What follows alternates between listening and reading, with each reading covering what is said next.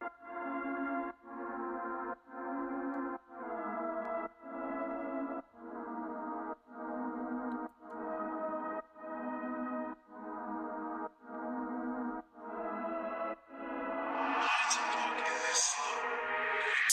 know my city atomic, we radiate them comets, make the lyrics go supersonic, shift to the earth, call it plate tectonics, whoa, beat so astronomic, yo, chronic grow hydroponic, both, trans, call it nirvanic, dose, griffin and serpent typhonic, coast, deja, watch as I cast it, juju, king of the heavens, call me Anu, started with the demons like Rahu, speed to the left, issues, turn to the planet, that conjure man, hoodoo, the two like Mewtwo, deja, watch as I cast it, juju, king of the heavens, call me Anu, started with the demons like Rahu, speed to the left, issues, turn to the planet, that conjure man, hoodoo, clone in the two like Mewtwo, the bar wound from the tomb, all this darkness I consume, interference can call on Zoom, design the mind, I inconnume, working them skills, holy as hell,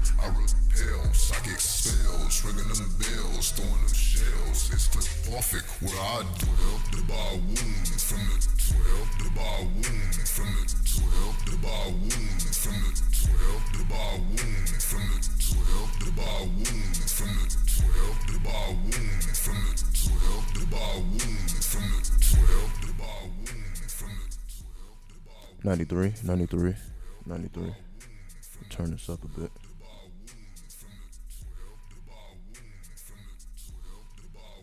Alright, 93. We back in here. What's up, Keenan? 93. Let me turn this up just a bit. Yeah, let me turn this up. Alright, we back in here. Hold on. We back in here. Move this out a little bit. Alright. Turn this. Alright. Turn this down slightly.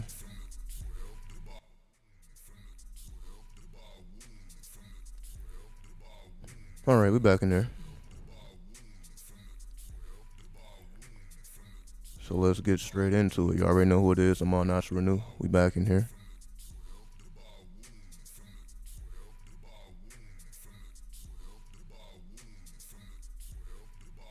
Definitely want to chat about sorcery via music production and sound design. I mean, when it comes to that, it's like we haven't seen that utilized in its highest caliber. Because we see when it comes to music, most people focus on, deeper emotions, whether it's traumatic, whether it's speaking about violence, whether it's, we see the lower forms of that. We see the lower forms of sorcery. We get music put in our face that activates our animal soul. But there is very little music that actually activates the God soul, which is most important, right? You can either satisfy your animal soul or you can satisfy your godly soul. So is music a form of sorcery? Sure. But in terms of how we use it over here, you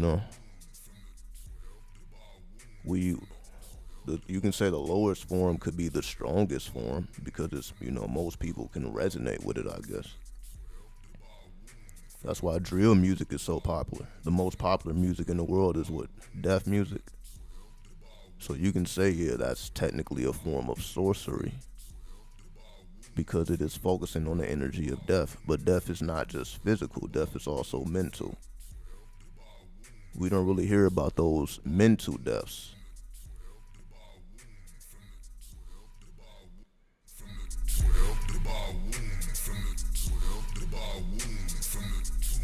All this darkness I consume, interference can call on Zoom, design the mind, I inconnume, working them skills, holy as hell, I repel, psychic spells, ringing them bells, throwing them shells, it's clip-offic where I dwell, wearing that ring of the genie, Surrounded in cloaks, you can't see thee. That 93, my philosophy. Them in the stars of geography. I'm invoking them sacred names. Level my mental, reversing planes. Infamous, fuck all that clout and fame. The Kiyama, I set the whole world aflame. Captive soul, now transcend with my energy. Noah's Ark and I speak metaphysically. Underworld, you know who that ruler be. Hello Cyrus, I resurrect sexually. Others listen, the chosen receive it. That's because their true soul is vampiric. Way before Vedic, Dravidic. Look at that, this is satiric. Pray the holy creams like the Sufis. Dry the pen, I'm strapping on loose sleeves. As I chief, I advance in the far deep. Call the spirits that rose from the concrete. Call the spirits that rose from the concrete. Call the spirits that rose from the concrete. Call the spirits that rose from the concrete. You're gonna say, what about the music in the background? Well, of course I'm not talking about my music. Of course I'm not talking about my music, but we see that this is the most irregular music you'll probably hear. See, that's the difference. You're not going to hear this type of music on the radio. The most you're going to hear on the radio is conscious rap. Right? And conscious, I wouldn't consider conscious rap a form of sorcery. Let me turn this down. Hold on. I would not consider conscious rap a form of sorcery. Because I guess you're trying to get a point across. You're trying to educate the people. Edutainment, basically, as they call it. What's up, Young Shiba? But that's why I have to make the fucking music, because I don't hear it nowhere else. I wouldn't make this type of music if this music was in abundance. I would feel no need to do it. What would be the point? You can access it, but the fact that we can't access music like this, it propels me to do it. So yeah, you can say it's a form of sorcery, even though you say I'm not speaking about violence. Conscious rap nowadays is any rapper addressing social issues. Yeah. But honestly, who gives a fuck? It's like we're in a different time now. See, conscious rap was more effective in the past. Before we had cell phones, before we had access to the internet, because this was how you would gain access to what was going on in different places. All right? The only way to know what's going on in different places is to listen to the music. Is to listen to the rappers or the musicians from different places to see what's going on, because they were the voice of the streets. However, that's not necessarily the case anymore. Everybody has access to the same information.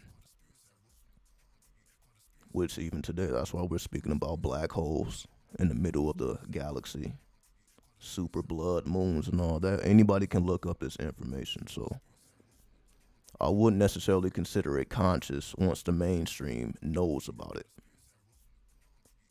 See, that's how I would define conscious music. It's music that you can say wakes people up about certain things that's going on that they had no idea about.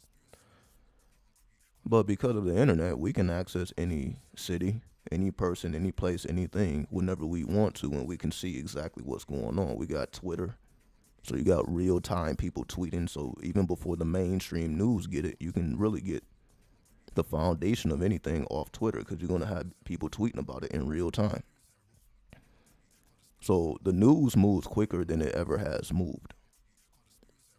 So we really don't have to wait for conscious music to be released in order to know what's going on, because all we have to do is go to Twitter, go to Google News, go to Yahoo, or whatever your source of media is.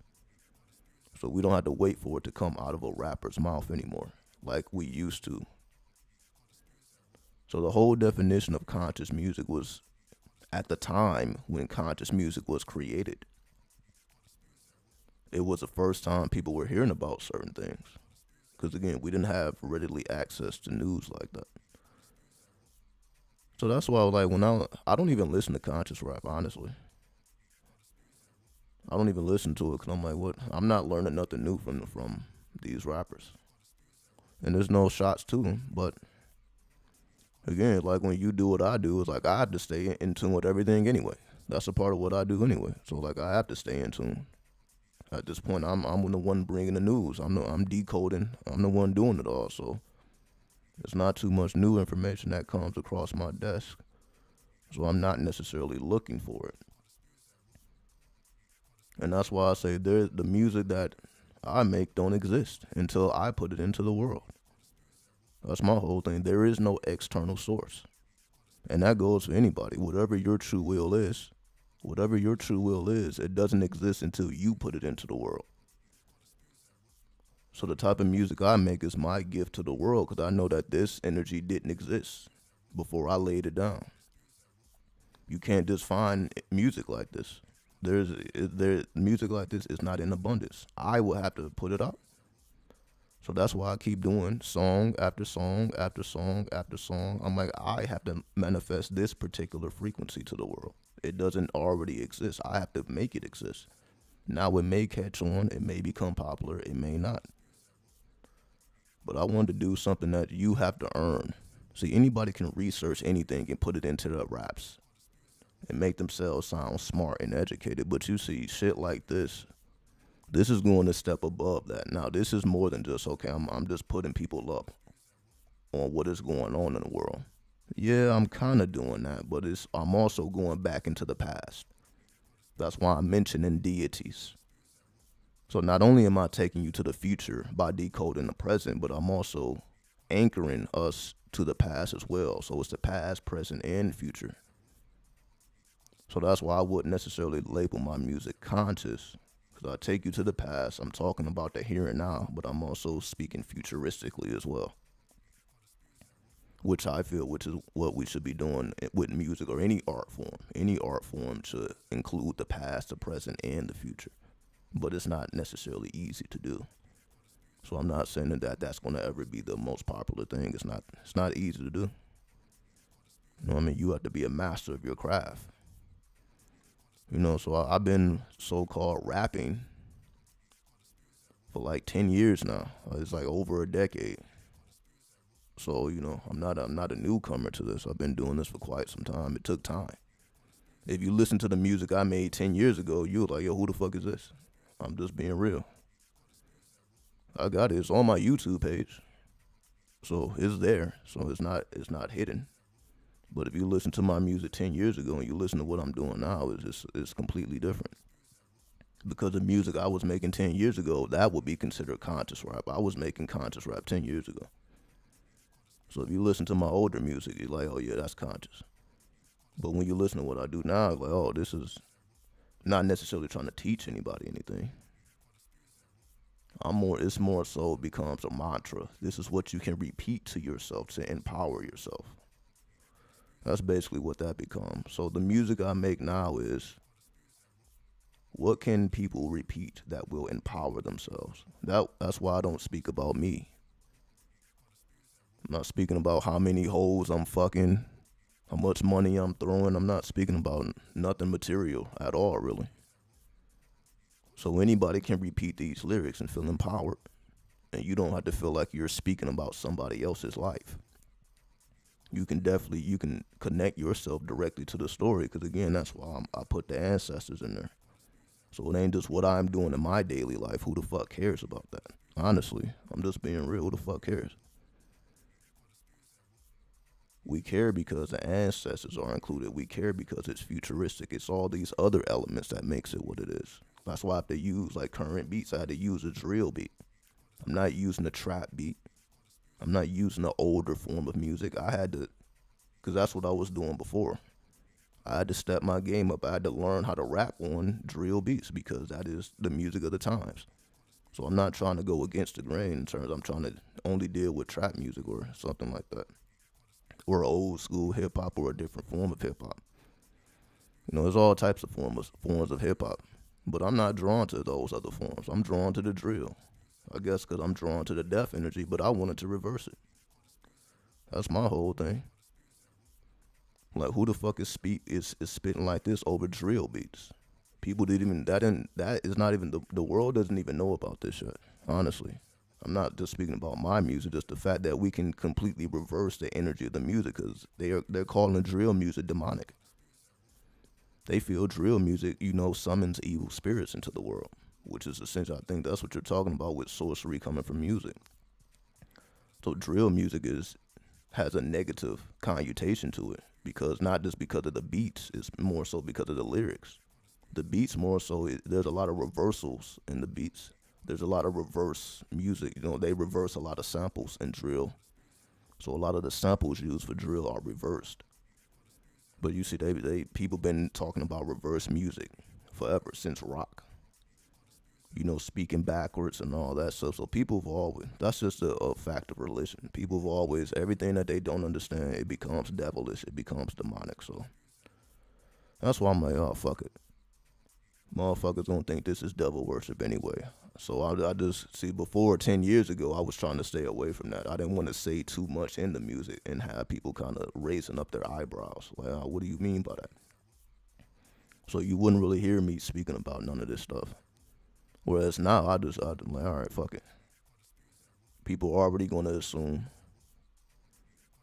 But now, you're just going to listen to it, then you just got to make your own decision. What's up, Queen?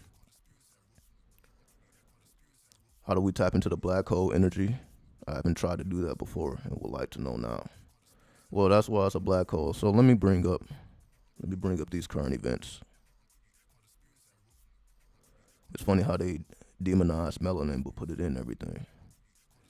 It's because there is no world without melanin. Because we know melanin takes us to carbon. What's up with Ori? I don't want to mispronounce your name. What's up, 13?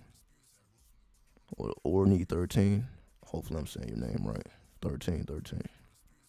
Well, yeah, yesterday was Friday the 13th. Hopefully y'all enjoyed the energy. The energy of the Baphomet. I'm just going to leave it there. We ain't even got to get into that.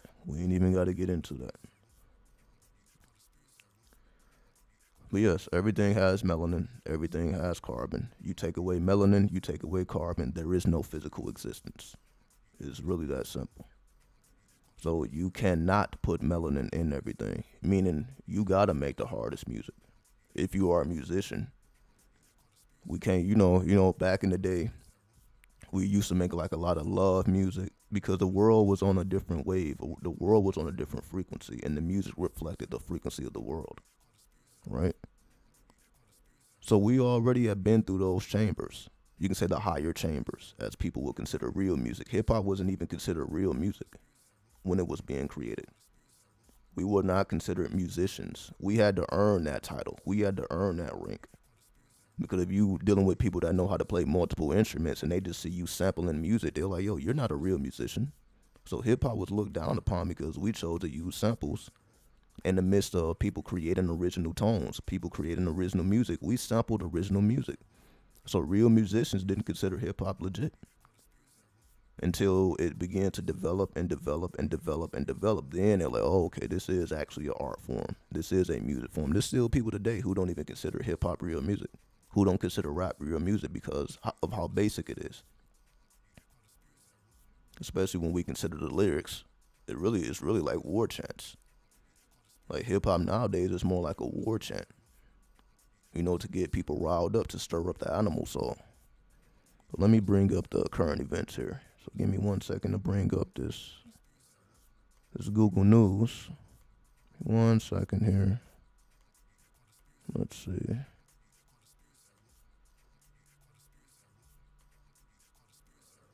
There we go.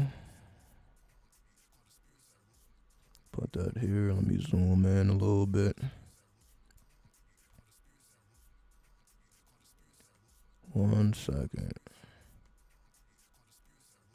Let me zoom in a bit so we can see. All right. Are we swallowed by a black hole and don't know it yet? See, this is why I'm speaking about it. Because a lot of us don't even know the dynamics of a black hole. We don't even know how black holes work. We're fed so much misinformation. This is why I gotta do content. I don't be wanting to do this type of fucking content. Honestly, you think I don't be wanting to talk about this bullshit in the world. But I do it because it needs to be. If I ain't speaking about it, then who the fuck else is gonna decode this shit? Everybody else is just trying to make money off the shit. You know what I mean?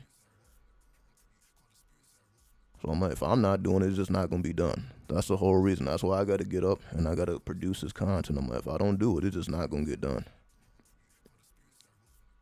Like, I'm not going to wait for the next person to do it. I'm not going to wait for the next person to see what's really going on. I'm not going to wait for the next person to decode when I can decode. That's my whole thing. I'm like, whatever I can do, whatever purpose I can serve, I'm going to be the one to do it. I'm not waiting for someone else to do it.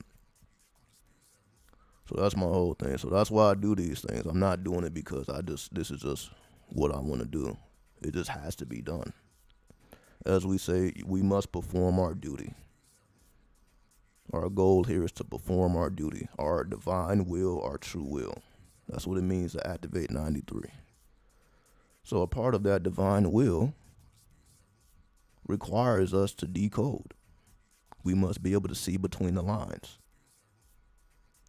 So even though they speak about all these black hole dynamics, again, most people still don't know how a black hole works. If you ask the average person to explain the nature and the dynamics of a black hole, they still couldn't explain this shit to you. Because we're just giving little bits and pieces.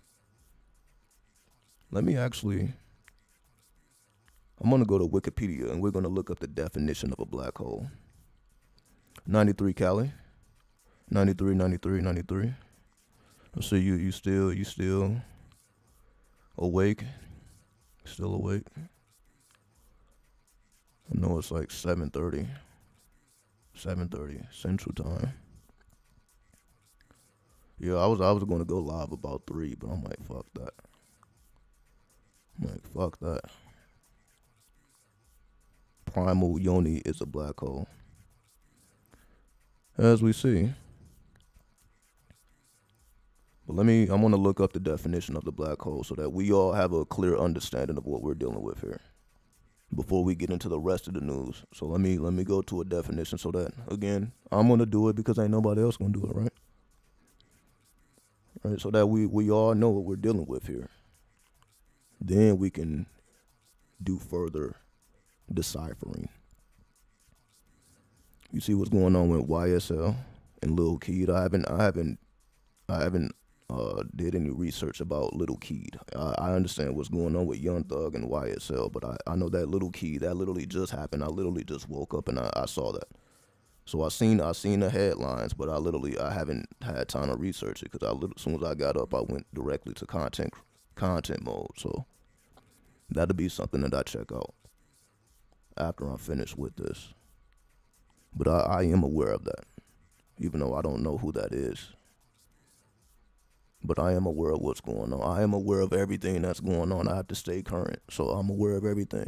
It ain't too much that don't pass my desk at this point. I'm looking up everything.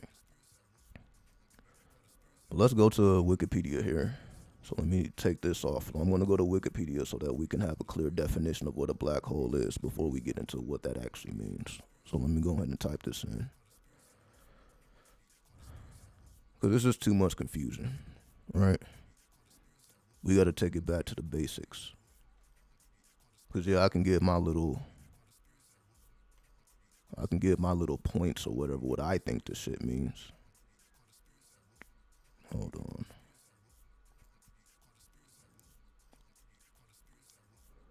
What's up, Ty Seti? Give me a second here. What's up? Two Gun Shogun. Salute to you, big homie. Salute to you. All right, here we go. Let me type it in. Black hole.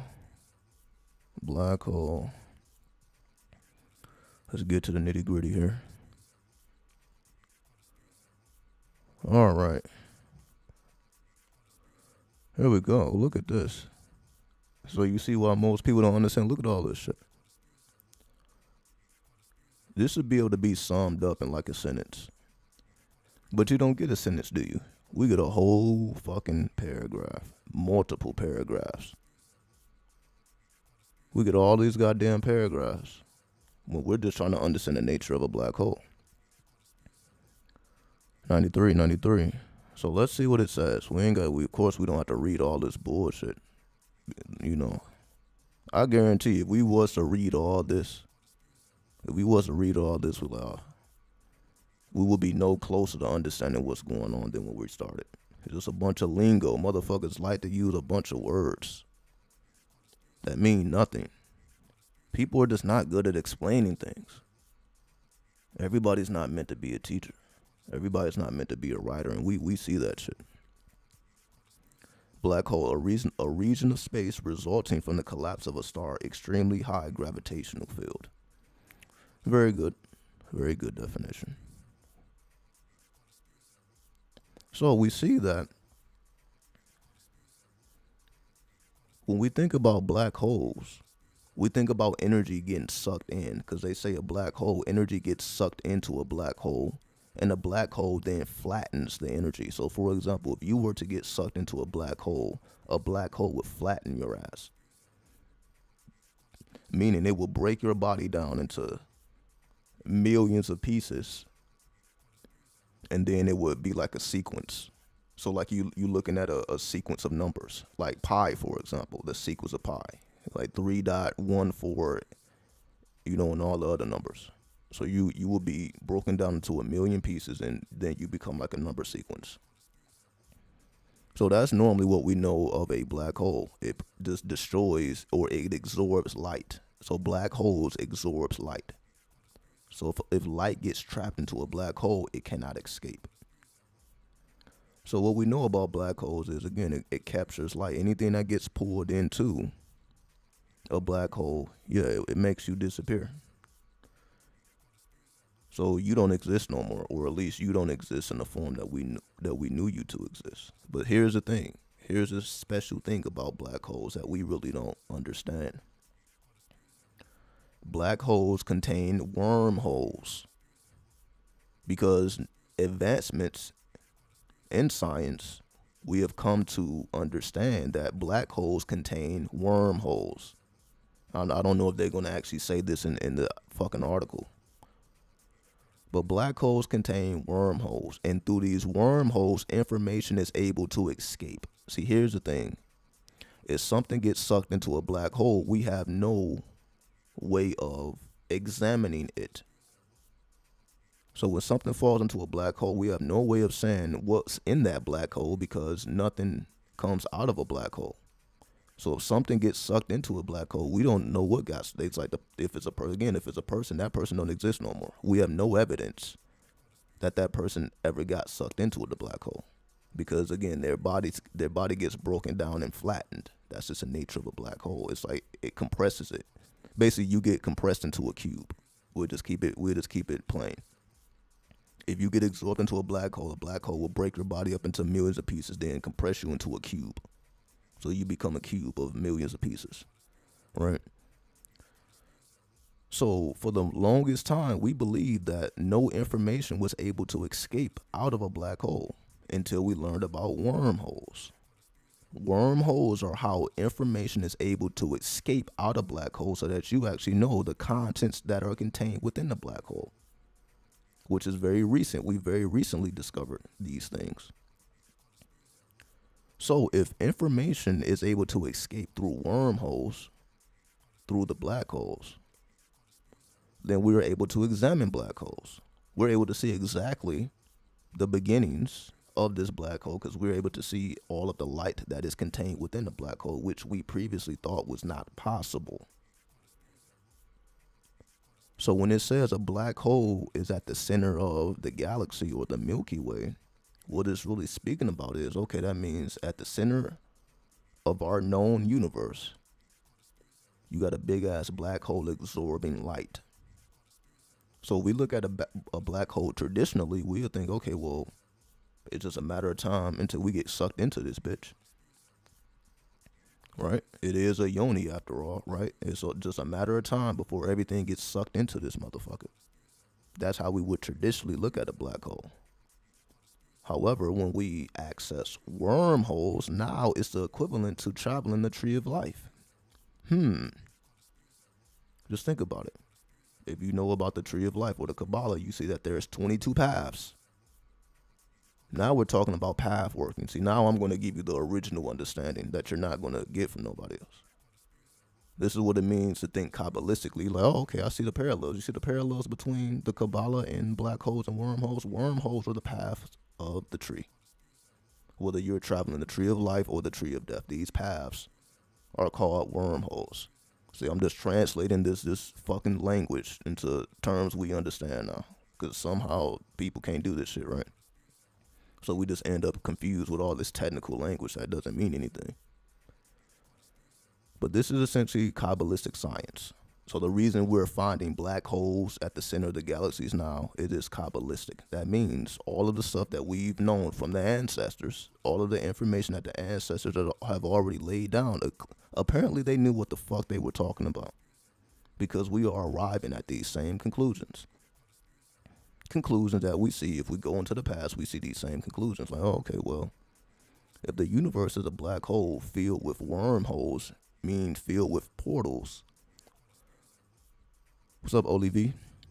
What's up, Khalifa?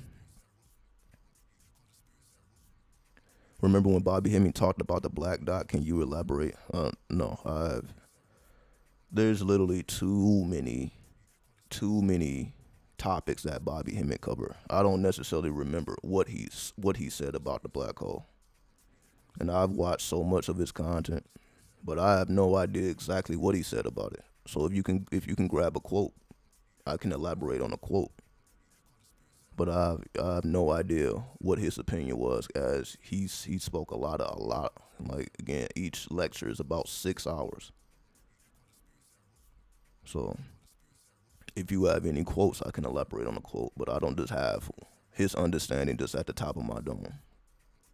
So what I'm giving to you now is I had to come to these conclusions on my own. Nobody told me. I didn't watch nobody's content. Like, okay, well, black holes and wormholes is connected to the Kabbalah. That's not information I found on the internet. That's not information that nobody told me. I'm like, oh, well, because this is the information, this is the science I deal with anyway.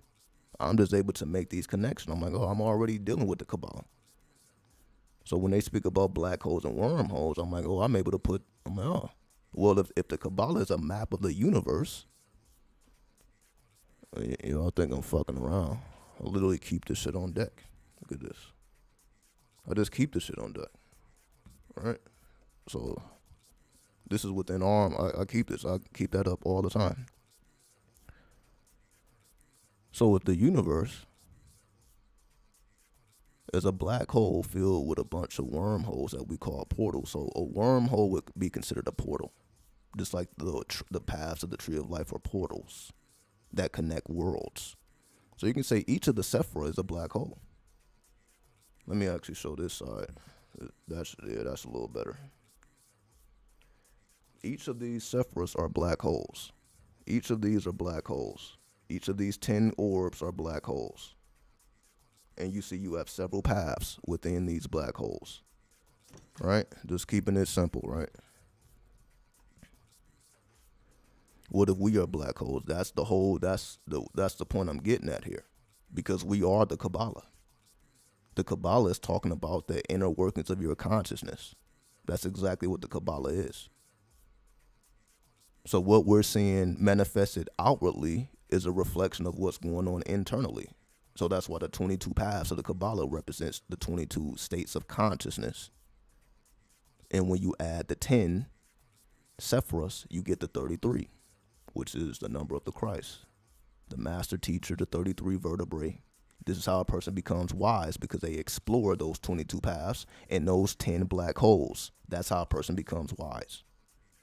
So you wouldn't even be considered wise if you haven't gone through those chambers to get familiar with these energies, with these black holes. So the Sephira of the tree of life are black holes. And you see between those black holes are wormholes or portals. And you see the Kabbalah has been in existence for who knows how long. So you see, we've already came to these same conclusions that we're just now discovering in modern times. Because they have all this technology.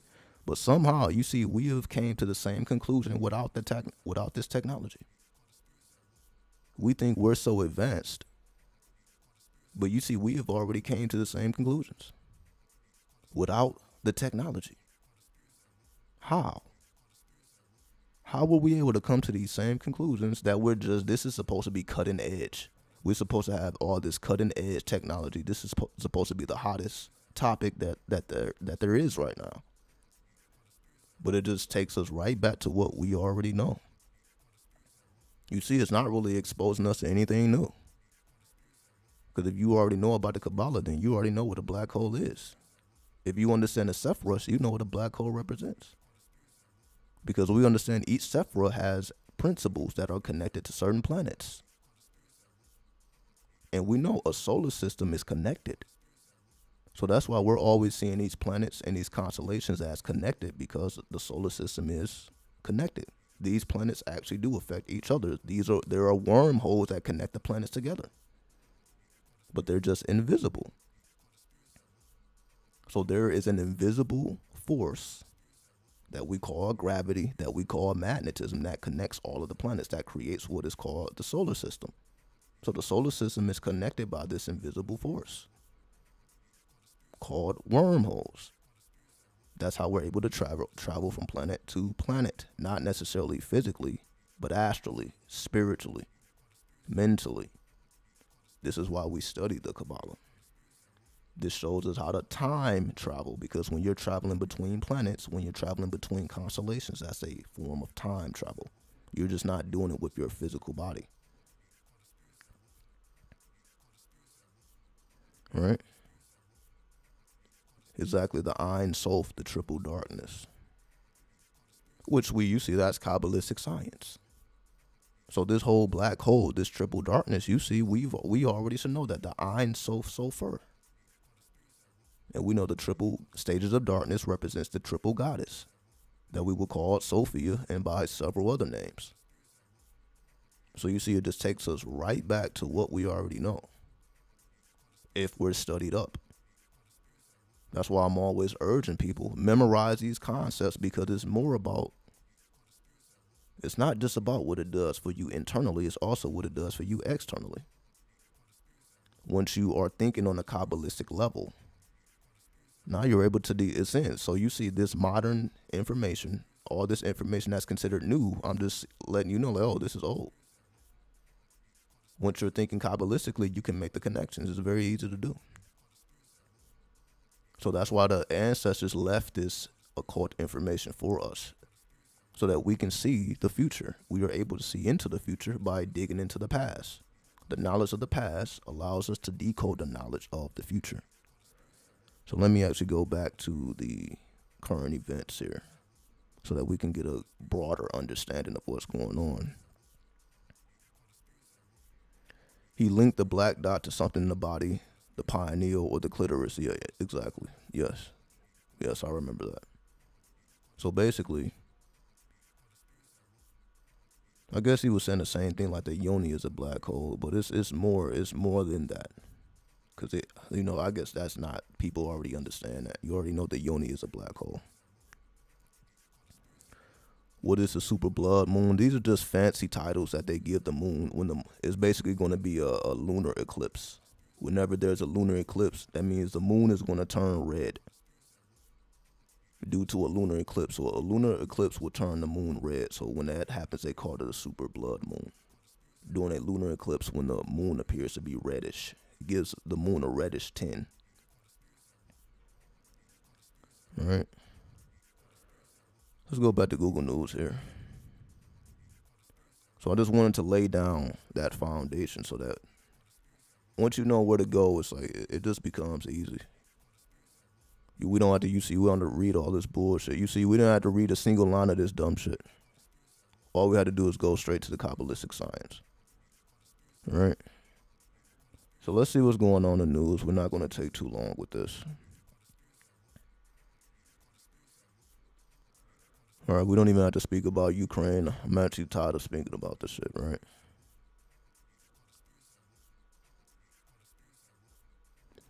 Now you basically have, hold on, let me zoom up a little more.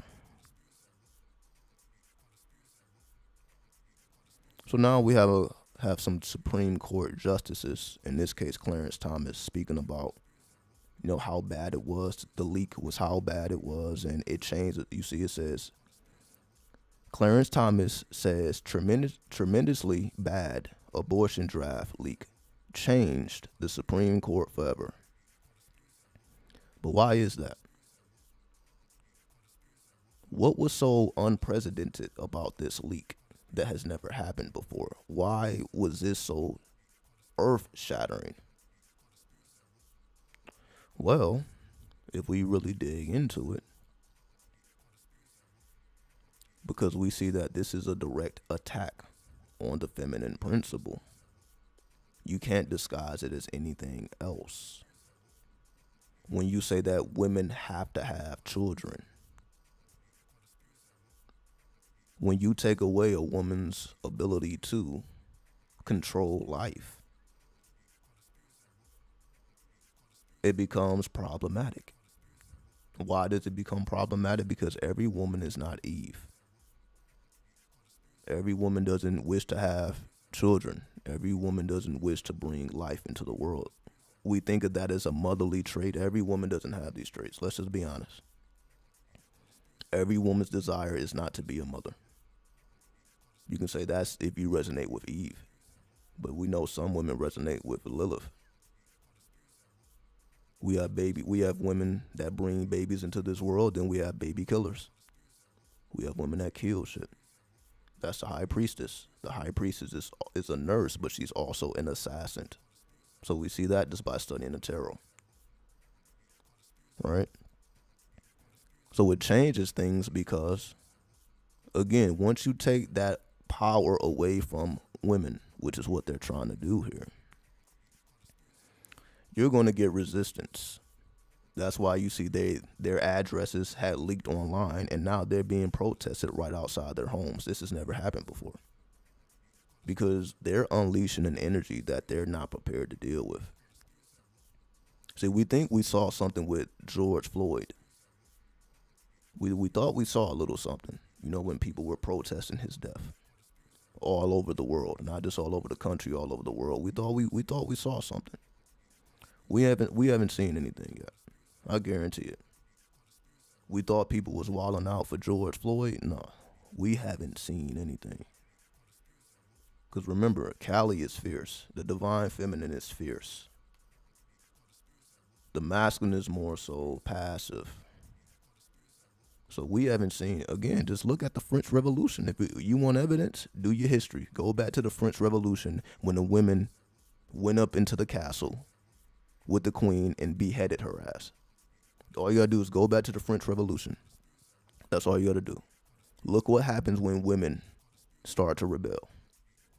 Somehow heads begin to get cut off.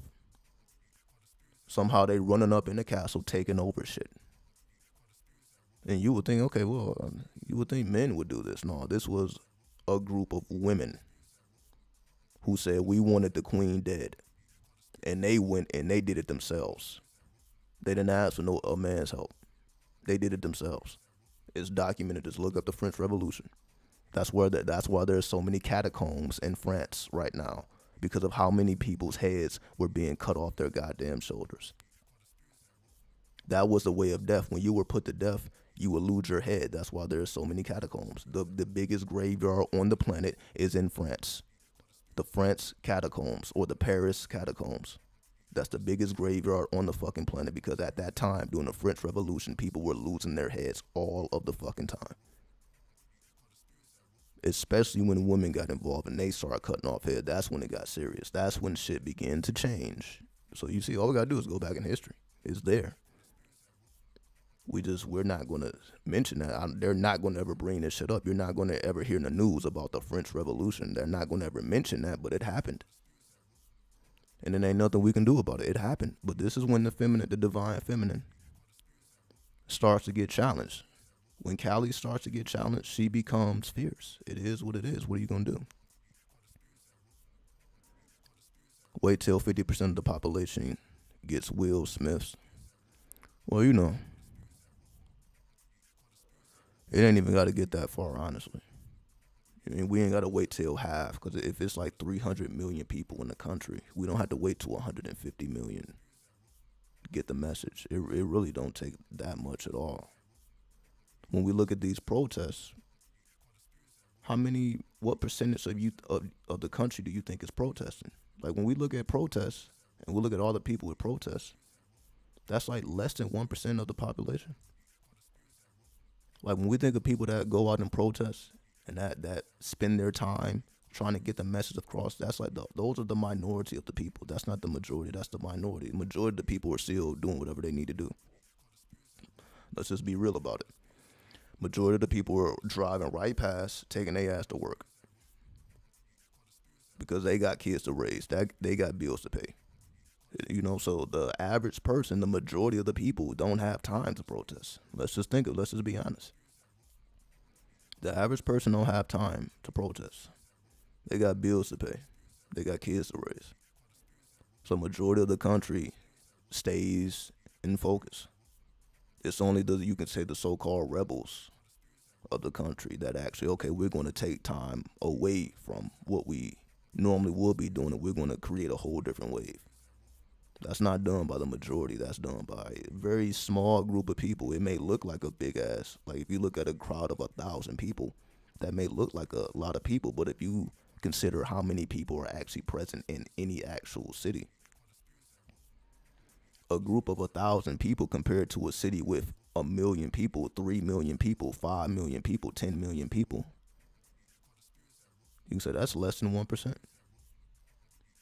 You have less than 1%, but you see how big of an impact that can make with just 1%. It all comes down to mathematics. Again, 1,000 people compared to millions of people, that's not a large, that's very, very few. You're not even dealing with 1%. But you see how impactful that can be with less than 1% of a population of a particular city when they get upset. So that's why I said what we thought we saw, we ain't seen nothing yet. Oh yeah, there's actually an article here. Like for those who don't know, there's also a baby formula shortage.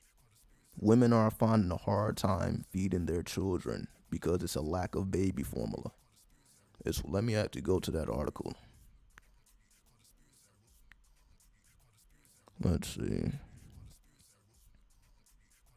Let me go to the article that shows, because they literally just made a article about this baby food shortage can last all year. I literally just read this. So let me go to this. Let's see if I can find it. I literally just read this. Let's see.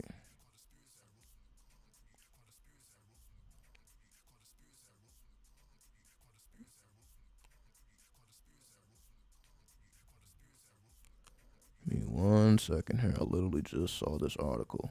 Let me just type it in, just in case it doesn't come up. I'll just type it in if I don't see it. All right, fine. So let me actually type this in. So I'm just gonna type in baby food.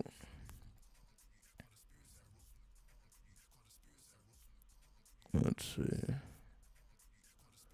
Oh yeah, baby formulas. Yeah, I should type in baby formula. Sure. So let's see what comes up.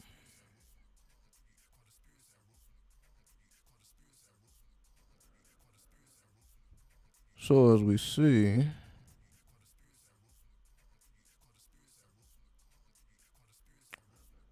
again, I may not find the actual article here, but basically what they're saying is, so let me give you context as to what's going on here. So basically, when it comes to baby formula, there's only like three factories that produce it, for one. So they have a monopoly on the game. So that's one thing. What this is exposing is there's only 3 companies that actually make baby food. So majority of the baby formula, not baby food, the baby formula, right? There's only a handful of companies that actually create baby formula. What happened is one of them shut down. So basically the main one was shut down because they were not following protocol. They actually 2 babies end up dying because of the baby formula. So they basically took it off the shelves. They had to basically get inspected by the government. So the government was inspecting. The government had to inspect the factory, and they were found out to be they couldn't produce formula. They like yo, what kind of conditions are you motherfuckers working in? That's basically their reaction. They were not working in proper conditions, so they had to shut it down. So this shortage is because capitalism. Now, you know the weird thing is, you actually can still get baby formula. You just have to sign it. They're not telling you this, but I know this to be true. You can still get baby formula, but you will have to sign a waiver. You have to sign, like, if your baby dies, you can't sue them. So you can still get it, but you got to sign on a dotted line. Yo, if your child dies, we can't be sued. That's really what's going on. You're not going to find this in the news, though. But I know this is what's going on. So baby formula is available. It's just under special circumstances. If you able, and you can't go public with it. You basically are signing a non-disclosure. You can't go public and speak on it.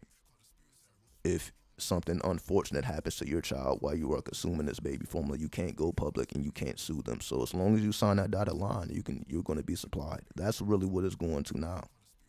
Because again, they were not working in proper circumstances. Because they have a monopoly on the game. This is what happens when you only have a couple of companies managing a whole country. There's only a handful of countries that supply the entire country because they have a monopoly. This is how capitalism works. So if we only had 3 factories, for example, 3 corporations that control the entire baby formula market, if one of those corporations close, we're going to have a problem because there's only 3 of them, as an example. This is what's going on because they have a monopoly on the game. If anybody new try to get in the game, they're going to have a problem. They don't allow new people in the game. Again, it's the same thing with this is just how capitalism works. So again, when one of them runs into problems, then it's bad for everybody. And this goes for anything. That's why there's a supply shortage. We have all types of shortages going on right now. It's because there's so few mediums to utilize. Because it works for the capitalists. It makes people very rich when they have a monopoly on the game. That's what they're doing. But when the system begins to break down, and then you really don't have any options, that's what creates this backup. We have a backlog, which is ridiculous. We have a ridiculous backlog of everything. And that's because there's so few corporations that have so much power. You only have a couple of corporations, but they rule every goddamn thing. So if it's ever a problem, then everybody suffers. This is just how they work. So then when you include inflation with it, everybody's raising their prices and everybody's just gaining a profit. What's going on is the Pluto retrograde. That's what's going on. If we just want to be honest, we can take it straight to astrology. It represents the Pluto retrograde. Meaning all of these corporations, all of these money hungry, all of these greedy corporations are having a problem now. Because they're not just to the people. They're not being just to the people. So now, look at how much money they're losing. Because again, you're talking about a corporation that produces baby formula. Now they can't sell it. So a corporation, and there's only a couple of them, now they're not allowed to sell baby formula. So imagine how much money that they are losing on a daily basis. We know how many women buy baby formula. That's like an essential item. So baby formula is flying off the shelves daily. That's an essential item. Right? Every woman is not about to be breastfeeding. It is what it is. Again, I don't have to have an opinion on it. It's just if they're not gonna do it, they ain't gonna do it. Some women can't. Some people can't produce some milk. We ain't got to get into the circumstances why. If they can't do it, they can't do it. But look how much money is being made. What's up, Natasha? Peace. Wait, the hood can't feed their babies. It's a baby formula shortage all over the country. So it's affecting not just the hood, it's affecting everybody. It don't matter how much money you have. If you can't find the food, you can't find the food. It ain't even about a matter of money at this point. If they don't have supplies, they don't have supplies. So unless you're willing to pay quadruple the price, triple the price, then you're gonna have a hard time finding the formula. Basically, if you go to like a CVS or a Rite Aid or any of these pharmacies, you're gonna see that you only can buy up to 4 formulas per person. So they limit the amount of formula that People, you should know if you've been into the pharmacies, you already know this. So you only can buy up to 4 formulas per person. Whereas before, you can buy a whole case of this shit. And that's what people were doing. People were buying whole cases. Now you can only buy 4 per person because of the shortage. So again, it don't matter how much money you have. It don't matter what location you're in. You only can get up to 4. So it don't matter if you put $100 down or $1 million down. You only can buy up to 4. And that's just a universal law at this point. Because again, a corporation is not able to sell the baby formula. So they're losing money on an unprecedented level. Again, this is like food. Like a corporation that creates food, now they can't create food, which is essential. Now they're losing money on a daily basis. They probably were making millions on a daily basis. Now imagine going from making millions on a daily basis till you're not able to sell anything. And they said this can last up to 10 weeks. That you're not able to make no sales. So licks will get hit on baby formula, as we know, because people want to get desperate and they're going to realize, like, oh, there's an abundance of baby formula. They're just not able to sell it. That's what's going on. There's baby formula all over the place. They're just not able to sell it. So if you were able to gain access to one of these factories, you would see that they're stacked up with baby formula. They just can't sell it. So it's there. They just can't sell it. The product is there. They just can't put it on the shelves. It's really that simple. So yes, it may become a situation where people realize this. Like, okay, we just need to go get it and take that risk. And again, when people get desperate, they're going to take that risk. It's just a matter of time. All right? Exactly. They're going to hit up warehouses. It's just a matter of time. See, it's one thing when men do it. I guess that's kind of the fucking usual. People expect men to do shit like this. It's a whole different atmosphere when you see mothers hitting these licks. It's a whole different atmosphere. And that's why I reminded people about the French Revolution. You see things change when women begin to get into their criminal mind. Because you see, women most of the time is trying to stay in line. They're trying to, they're just trying to take care of their children. They're trying to go to work, come home. They're trying to be in the straight and narrow. Majority of the women, right? They're trying to just do what they need to do, get through the day. So when you have these women taking care of small children, and you're telling them that they can't feed their child, and you expect them to be okay with that, it is very problematic. I'm not even going to say it's going to be problematic. It is problematic. Because now you force people into a criminal mindset, which is what they're trying to do anyway. So you see the game just keeps getting deeper and deeper. Let me go back from this page here. Let me go back. The game gets deeper and deeper because this is what they're trying to do. They're trying to force people into survival mode. So the women are going to be complaining to their husbands, the males in their family. But when women have to take things into their own hands, things become a little different. Again, something we haven't seen as of yet. Not here in America. We've seen it in the French Revolution, but we haven't seen women really get into shit. I think the last time we seen this is in World War II.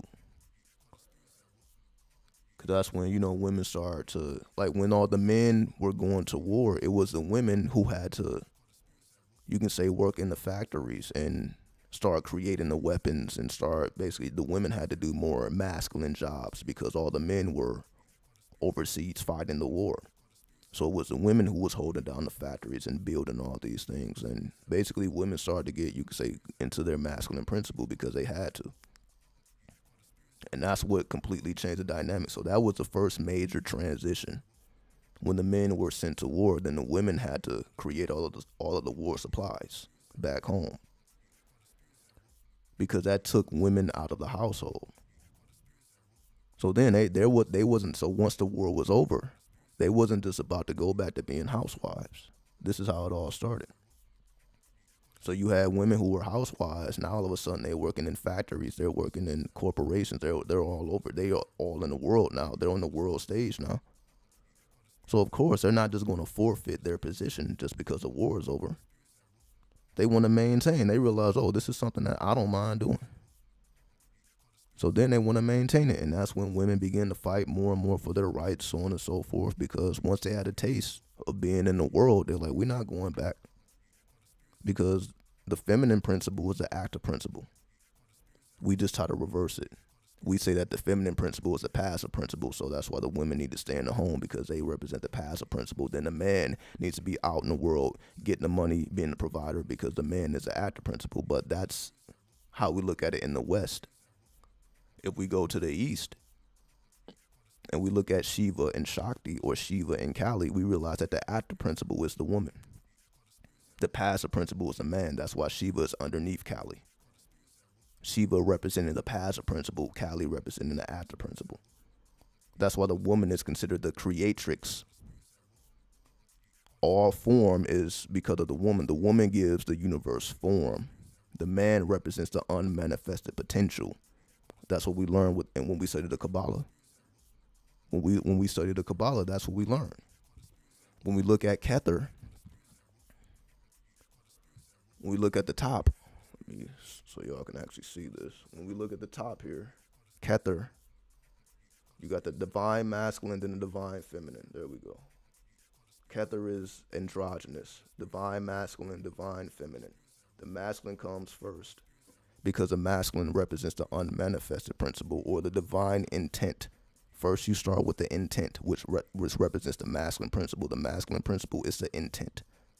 Then that intent is given form from the divine feminine, who we know as the creatrix. That's why you had the creator, then you had the creatrix. We don't hear about the creatrix. We only hear about the creator. There's this creator God. We don't hear about the creatrix, because that represents the triple goddess. That's the creatrix. She gives the universe form. Without the feminine principle, the universe will have no physical form. The only reason the universe has physical form is because of the feminine principle, being the active principle. So when we come to the West, it's reversed. So that's why I say, like, a lot of people speak about the reversal of roles, right? Like, we've heard this conversation all throughout the years. Like, the roles have been reversed. Men are becoming more like women. Women are becoming more like men. We've heard this argument for years, for decades now. Like, it's a reversal of roles, which is not really, because the roles were already reversed. They're really just being set back to how they are supposed to be. Truth be told. And that's why when women got a taste of that active principle, they're not going back. Like, yo, we're not going back to the passive principle. Once we had a taste of the active principle, then we had a taste of liberation. They had a taste of liberation. They're not going back to slavery. They're not going back to just being a breeder, just breeding children. They're not going backwards. They're going forwards, because they are the active principle. They realize their power. Like, yo, we can run this shit. We can hold this shit down. So they're not going backwards, they're going forward.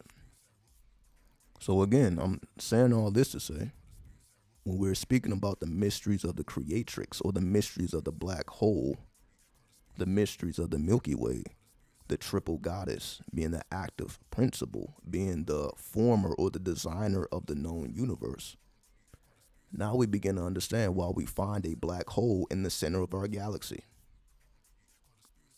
That is the active feminine principle. And somehow we just discovered this. Like, we didn't know this before. Somehow we just discovered this. That the feminine principle is active. So what we used to think as a black hole is just absorbing all energy like a yoni would do. So if a black hole has if a black hole has wormholes, then what does that tell you about the yoni? I'm not even going to reveal that. You can utilize your own mind. If a black hole contains wormholes or pathways which information can escape, then what does that tell you about the yoni? because we've already came to the conclusion a yoni is a black hole, but we're not considering, okay, well, a black hole also contains wormholes. So how does that change the dimensions of what we're dealing with here? Again, I'm not going to reveal that answer. You can contemplate that on your own. However, I wanted to speak about it because we see these things manifesting externally, but it is a internal awakening that's occurring. See, that's what I say.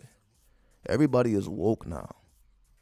Now it's a matter of guiding the energy that you have arisen. Meaning now the energy must be guided. Now it's not about being woke. Everybody's kundalini is activated at this point. Everybody's seeking knowledge and consciousness and information. That's the norm now. Now it's about directing the energy. Do you know how to direct this energy? Can you control this energy which has been awakened now? Now it's not about being waking up or woken up. It's about directing. What are you going to do with this energy that you have discovered? Same thing with a black hole. Now that we know there's a black hole in the center of the galaxy, well, how are we going to relate it to our everyday life? How do you know black holes have wormholes? We can't even get near to one, let alone inside. Great question, because I don't expect you to take my word for it. I expect you to do your own research. I know that because of research. I didn't just make that up. So I'm just sharing my research. This is what I have discovered. This is the newest science. So I guess there's really not that much information because they are just now coming to these conclusions. This is new information. This is 21st century information.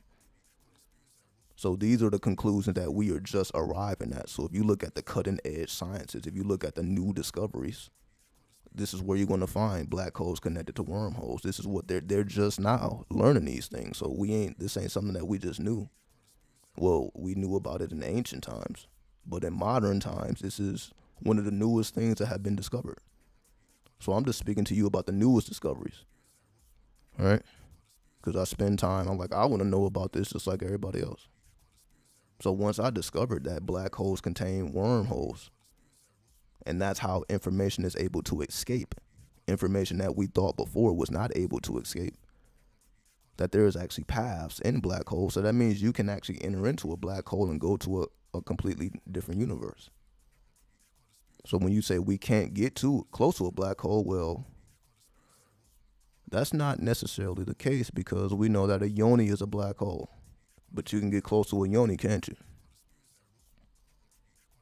It's just a simple yes or no. If the yoni is a black hole and you can get close to a black hole, you see, it's about the macro and the micro. You see, if you just keep things on a macro level and you don't understand them on a micro level, then you miss the point. So we understand a big black hole on a macrocosmic level. On a miniature level, it represents a yoni, which you can approach, you can interact with, you can access the wormholes. That's why we have things like sex magic. How is sex magical? It's a cardinal act. That's because of wormholes. It's information being able to escape from the black hole. So you see most men, they get absorbed into the black hole. You see most men are just infatuated with the yoni. They just get absorbed into it. That is a black hole. That's why women have all this goddamn power. That's black hole dynamics. But what you understand, okay, it's not just a black hole. It's actually wormholes. That's more so for the men. See, again, I'm giving you information you ain't gonna find nowhere else. It just is what it is. It is. I'm just trying to help you understand. That it's not the same thing. Of course it's not the same thing. We're talking about as above, so below. We're talking about a universal principle. Just like when we say, okay, we are God, then you say, well, no, you're not the creator. You're not the one creating stars. You're not the one doing this. You're not the one doing that. It's the same argument. When a human says that they're the divine, and you say, well, no, they're not, because you're not doing this, you're not doing that, you're not controlling the movements of the stars, you're not doing this. It's the same argument. We're speaking about on a macrocosmic level. Are you the macrocosmic God? No, we are all collective, the macrocosm, as we call Allah or the God. collectively as one, we are the universal God or the creator God. But as individuals, we are individual gods and individual goddesses with our own powers, with our own influence, right? Yes, a celestial light being can enter, not humans, but we are light beings. That's what I'm trying to get you to understand. We have light bodies. That's the whole point of developing your spirituality, is to develop your light body so that you can access a black hole. That's the whole fucking point. You see how that's the whole point. If you look up any Eastern science, they speak about the astral body and astral traveling. The etheric body. Type it in. Do the research. We all have an etheric body which can access black holes. We all have that ability. Now, is everybody doing it? No. But do we have the ability to do it? Yes. We are not just physical beings. We exist in the physical plane, but we also exist in the higher worlds as well, because we are gods and goddesses. That means we exist on all planes. We're not just flesh and bone. Now, of course, you can believe that. I'm not telling you what to believe. But this is what the ancestors have revealed to us, so I'm just conveying what we've always known. I'm not really saying anything new that we didn't already know. We just have the evidence to support it now. Meaning, if you just research any occult, Eastern occultism, esoteric Buddhism, esoteric Hinduism, this is what you're going to find. Developing your light body. Developing your Merkaba. Sometimes it's called a light body, sometimes it's called a Merkaba, sometimes it's called a chariot. What are you doing all that for? What is the purpose of doing breathing exercises? What is the purpose of doing pranayama? What is the purpose of doing yoga? What is the purpose of controlling your thought? To develop your light body. That is the purpose why you do any type of spiritual work. You're not doing it to develop your physical. Yes, your physical will be developed, but that's not the purpose. That's not the point. It's to develop your light body. Your light body is how you travel through the planets, the black holes, and the wormholes. You do that with your light body. If you ever want to go to the moon, yes, you can physically go to the moon, but that's going to be detrimental to your health. But if you utilize your light body, then you can do a lot more. That's the whole purpose of spirituality. That's what it means to be a spiritual being. That means you possess a light body, or you are under the belief that you possess a light body, and that light body can take you to dimensions that your physical body cannot. That's the whole premise of being spiritual, is to be a new ager. To be a new ager, you believe in we have more than one body, right? I actually have all these things here. That's why it's 4 worlds to the tree. You see the Yod, Hey, Vav, Hey, those are 4 worlds. We have access to all these 4 worlds. You see all that we've already known these things. Like, none of this is new. None of this is new. I know we have light bodies, but you're saying the scientists know this without light bodies or celestial ships. I said the ancestors have already knew this. I didn't say the scientists already. The scientists have just now came to this conclusion. I didn't say they always knew. They just now were finding out what we have always known. What we see is contained within the occult knowledge that we call the Kabbalah. Right? We need to talk about Tantra. So how do you acknowledge Tantra, but you don't acknowledge light bodies? That doesn't make any sense to me. So you can acknowledge the reality of Tantra, but you don't acknowledge the reality that we have light bodies. What do you think you're doing Tantra to do? What do you think the purpose of Tantra is? Oh, we're just to get an orgasm? Right? Amon knows this through Amon's research. Well, yeah, that's all I do. Right? I know it's highly unusual. But yeah, I literally spent, you know why I haven't been live the last 3 days? Because I've been developing new readings. This is what I'm doing behind the scenes. So you spoke about Tantra. That's actually, I have just developed a new reading called a tantric reading. Meaning I can help you discover your tantric path. I've literally been developing that the last 3 fucking days.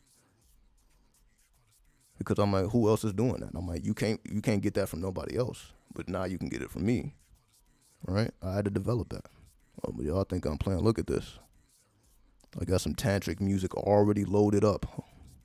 I think I'm fucking around. Hold up. Let me stop this.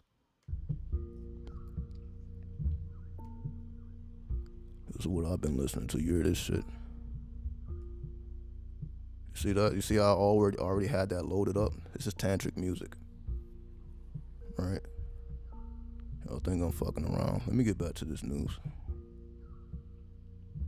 Because again, I'm not here to convince anybody. This is just to encourage you to do your own research. Like I had to do my own research.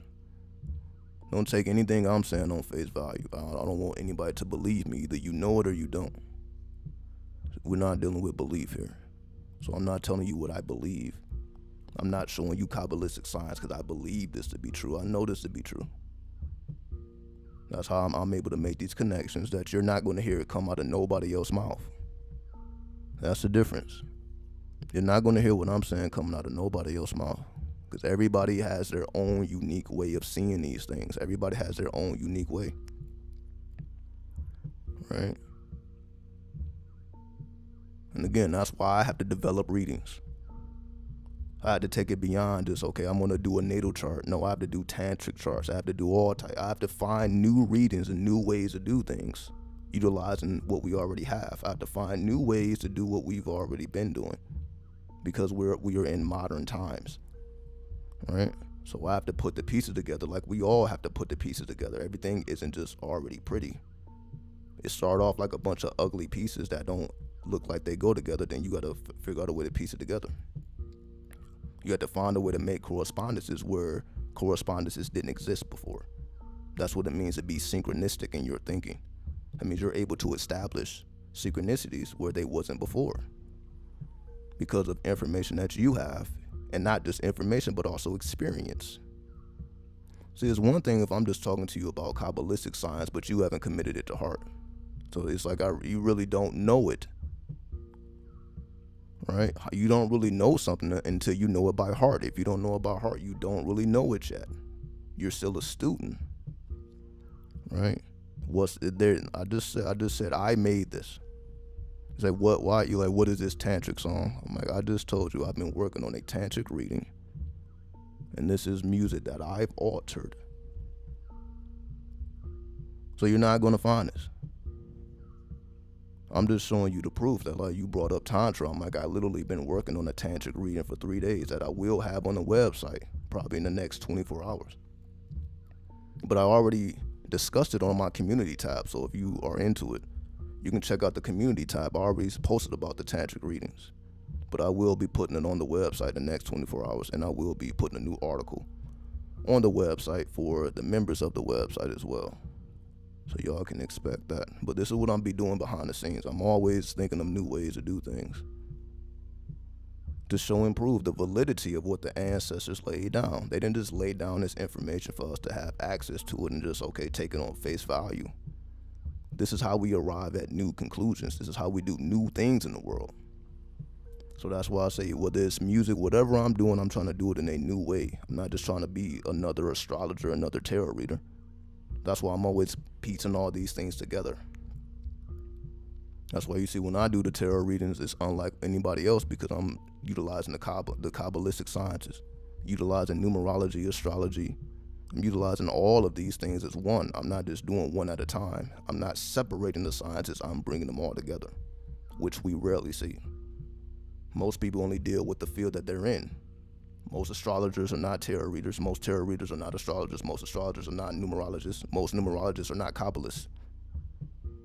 So when we are looking up this information, we got to go to different people because everybody just stays within their field. There's not too many people that's merging all these worlds together because they are supposed to operate as one. But we're not taught that way, are we? I wasn't taught that way. I had to figure this out on my own. That's the whole thing, right? So I'm not telling you something that I'm not actually doing. Meaning I know these things by heart. I've worked hard to do these things so I can see these things because I know it by heart. I don't have to look at a Kabbalistic tree to know each dimension of it. I have it committed. Like I can replicate the tree and I know each path individually. I can bring all this up from my memory banks, which is what we all should be doing. That's the whole purpose. It just starts with, like you say, your natal chart or your sun sign, but you should know all your signs. Right? But I guarantee you don't. I guarantee you don't know each and every one of your natal charts individually. You don't just know that information by heart. You're going to have to pull up your natal chart. You see how that works? But then we expect ourselves to have knowledge of self. How do you have knowledge of self and you don't even know your alignments? By heart. You got to look the shit up. Right? Tantra is high stakes. What do you know about Tantra? You know what, here, let me give you this number. Like I said, you have a big ass opinion. Here, I can type this number in and you can call and you can speak. If you got something to say, I'm gonna let you talk. Let's see what you know. Let's see what you know. Yeah, you're saying a lot of stuff. I'm about to give you this number. Hold on. I'll let you call in and you can speak. Let's see what you really know. So give me a second. Let me bring this up. So let me turn this off. Let's see what you know. Cause you see what I know, but let's see what you know. So let me type this in. Give me a second. I'm gonna go to Google here. So let me type in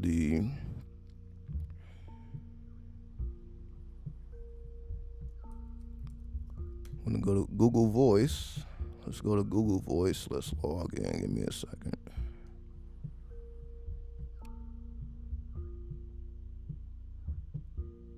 Hold on. No, I'm gonna go to a private window. 1 second here. I'm gonna go to a private window because I have to sign in from a different account. Give me 1 second here. And I'm doing this because I have no ills about being challenged. You can challenge me all you want. What are the stakes? That's what I'm trying to figure out. Yeah, what are the stakes? Oh, I'm in the UK. Oh, that's what it is. That's what it is. You're in the UK. Yeah, because you're giving a lot of opinion. I'm like, all right, well, let's see what you know. I don't know what you know. Well, I guess I don't have like 1,000 videos on my channel. I guess you don't know, huh? Let's see. Give me a second, let me sign in. But yeah, even if you're in the UK, I can still Zoom. We can still get on Zoom. Honestly, so it don't matter where you are. I said Zoom. Like, all right, I understand you're in the UK, you can't call, but you can use Zoom though. What's your excuse now? What's stopping you from getting on the Zoom call? All you gotta do is log your ass in.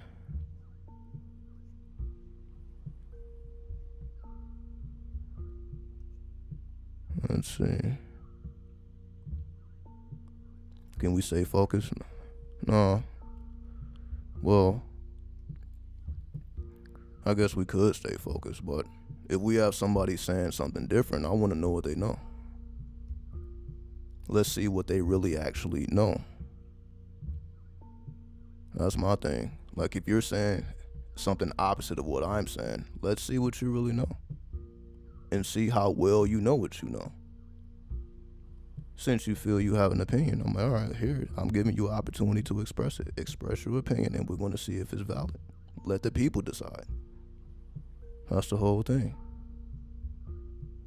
Because clearly they saying like, well, you don't know. Like, well, how do you know about black holes? You can't get them. Like, all right, well, if you're the better knower, then show and prove it. If you're the better knower than me, then show and prove it. I'm giving you an opportunity to show and prove it. That's all.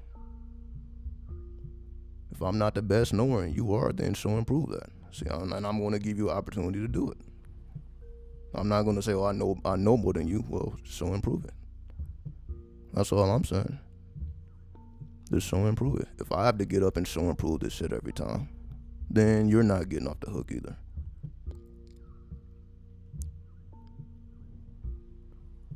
So give me a second. I'm gonna bring up the Zoom. I didn't bring it up to challenge you. I'm not asking for a challenge. I say show and prove what you know. That's all I'm saying. Just show and prove it. Let us hear your voice. Like y'all have to hear my voice. Let's hear your voice and let's express your truth. And then let the people decide for themselves if it's legit or not. That's all I'm saying.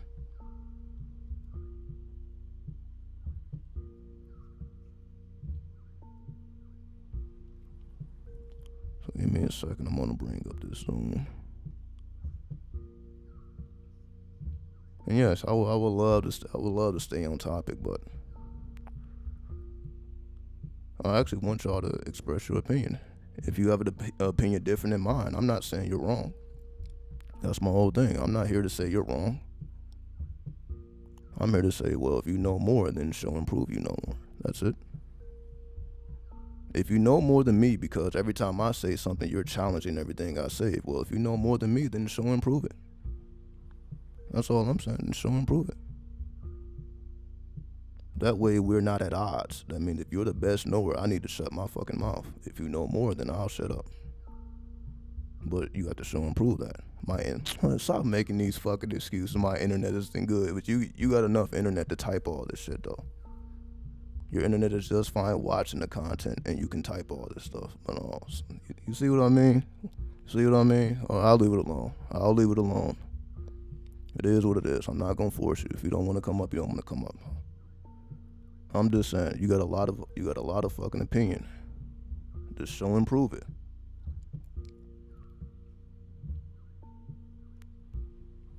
All right. This is an example of people who are in black holes. That's all I would just see. I'm just trying to show and prove, you know. It is what it is. It is what it is. All I'm doing is, I'm just verifying. If anybody feel that I'm saying anything inaccurate or not correct, that you can come up and you can express your opinion. That's all I'm saying. I'm actually giving you the opportunity to do so. Which you see ain't nobody else doing that. You see? Ain't nobody else doing that. Otherwise, let us continue here. Because, you know, there's no point in dealing with excuses at this point. Alright, so let me pull up this window. So we're going to go back. So let me pull up the Google News again. Now we can speak about the blood moon, SuperBlood moon.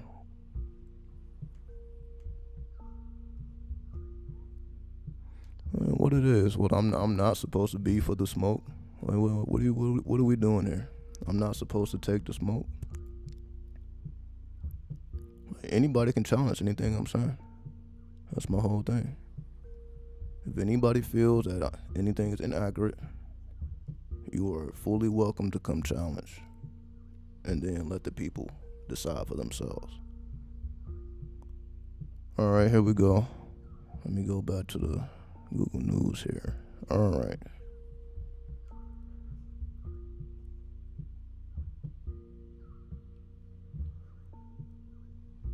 So I guess this just happened. Actually, I think I'm showing the wrong window here. Give me a second. There we go. So I guess this just happened while we were live streaming. 3 people shot outside of the Milwaukee Bucks game. Hours later, 17 others are shot a few blocks away. So we see Pluto retrograde is playing out. So that's a total of 20 people being shot in a 24-hour period. So in a 24-hour period, 20 people got shot. And I don't remember 20 people being shot before the Pluto retrograde. Right? Exactly. That's like a mass shooting. So we see Pluto retrograde is fully in effect. That's also why you see I'm just ready for the smoke too. That's Pluto retrograde, right? Then of course we already talked about, because of the leak in the Supreme Court, now people are not really trusting in institutions, but that's not really the case. Like if you wasn't pro-government, then you never was pro-government. Like this Supreme Court leak didn't really change anything for you. Like if you already didn't trust in the government, it doesn't make you trust in the government even less. We just realized, like, oh, astrology actually is real. This is what it does for me. I can't say what it does for you. But when we are in a Pluto retrograde and we see all this madness occurring, all this is happening within the last 2 weeks. If we just look at what has been going on for the last 2 weeks, and then we correspond that with a Pluto retrograde, and somehow doing a Pluto retrograde, they discover that it's a black hole in the center of the galaxy. Doing a Pluto retrograde. And it's all supposed to be a coincidence. How come we didn't discover this when the Pluto wasn't in retrograde? Why did Pluto have to go in retrograde in order for us to discover these things? That's the point I'm making. Because clearly, these astrological points are affecting the consciousness of the collective, which is what Pluto was all about. Pluto represents the collective conscious, not the collective unconscious. It represents the collective conscious. So Pluto is retrograding the collective consciousness. So it's not just happening on an individual level, it's also happening on a collective consciousness. That's why we're discovering new things as a collective. The black hole is a collective discovery. That's not something that just one person discovered, then they just kept it to themselves, and then they released it to the world. Now it becomes a part of the collective consciousness. This represents the world's knowledge. The collective consciousness represents the world's knowledge. Right? Which is the energy of Pluto. So whenever Pluto goes into retrograde, meaning it's going backwards. So whenever a planet is in retrograde, that means that planet is moving backwards in time. Or it appears to be moving backwards. Even though it may not physically be going backwards, but it appears. It creates the illusion of it moving backwards. So whenever this illusion is created, and we see that this retrograde will last for months, all the way till October. So Pluto will be in retrograde all the way till October. So we have months. And you see what's been going on the last 2 fucking weeks. And that's why I said we're just getting started. We're just 2 weeks into a 5-month retrograde. So it's going to be, so again, we're having baby formula shortages. Inflation is still rising. We think we're seeing something now. We're just 2 weeks into it's going to be months of this. So this is what I'm trying to get people to understand here. So whenever this is different than you can say like a Venus retrograde or a Mars retrograde or a Jupiter retrograde. We're talking about the furthest planet from the sun. We're talking about a Plutonian retrograde. We're talking about the Plutonian mysteries. This is the mysteries going beyond life and death. Mercury just went retrograde too, but Mercury goes retrograde like 3-4 times a year. So that's not necessarily something inordinary. Mercury goes retrograde several times a year. Pluto doesn't go retrograde every year. Like next year, I don't even think Pluto goes retrograde next year. So Pluto doesn't go retrograde as often as Mercury goes retrograde. So you see here, whenever Mercury retrograde hits, we already kind of know what to expect. We can expect like delays, delays in travel, delays in information, because Mercury is moving backwards. So we kind of have a grasp of Mercury being in retrograde. But once we deal with Pluto, once we go to the outer planets, the energy is different. So that's the difference between the inner planets and the outer planets. So the inner planets are moving very quickly. The moon is moving very quickly. Mercury is moving very quickly. These internal planets move very quickly. That means they have daily changes. The moon is changing signs every two days. So we have the internal planets that's moving very quickly. So it's really hard to keep up with that. But when we're talking about Pluto, we're talking about the slowest moving planet. Pluto represents the slowest moving planet. So when the slowest moving planet in the solar system has a retrograde, that's why a Pluto retrograde lasts for 5 months versus a Mercury retrograde, which only lasts 3 weeks. Most of the time, a Mercury retrograde is only 3 weeks. It's less than a month because of how quickly Mercury is moving. However, if we understand, if we understand, Pluto's retrograde lasts for months because of how slow it moves through the solar system. So what we experience in 3 weeks with Mercury, we're going to experience with 5 months with Pluto because of the speeds. Pluto was just moving that fucking slow. Pluto was over 3 billion miles away from the sun. Damn near 4 billion miles. Right? Pluto is damn near 4 billion miles away from the sun versus Mercury is right next to the sun. That's why Mercury is known as the messenger of the sun. So whenever we have a so-called Mercury retrograde, this is a messenger of the solar system. Mercury is a messenger of the solar system. So that's why it's delays in communications, travels, all things that's connected to messaging is affected during the Mercury retrograde, which is directly connected to the sun. However, Pluto, not being connected to the sun, being the furthest energy away from the sun, the sun's rays, the only rays that reach Pluto is the dark rays. So the sun, the sun has all these different types of rays, the sun rays. The only rays from the sun that reach Pluto is the dark waves. Pluto doesn't experience the light waves. Like when we see the sun shining on the earth and it creates light, it creates day, it creates night. That's not what's going on Pluto. That's not what happens with Pluto. Pluto only experiences the dark nature of the sun, as we call it the black sun. Pluto only experiences the black sun, the sun in a blackened state, which is the true nature of the sun, because the sun truly doesn't emit light. This is a reaction due to the Earth's atmosphere. So the reason we see a bright ass sun in the sky is not because the sun is actually bright. The sun is actually dark. It's just a reaction of the atmosphere. It is the earth that makes the sun appears bright. The sun ain't just bright because it wants to be bright. It's not. The sun is composed of hydrogen, which is water. The sun is mostly water, mostly hydrogen.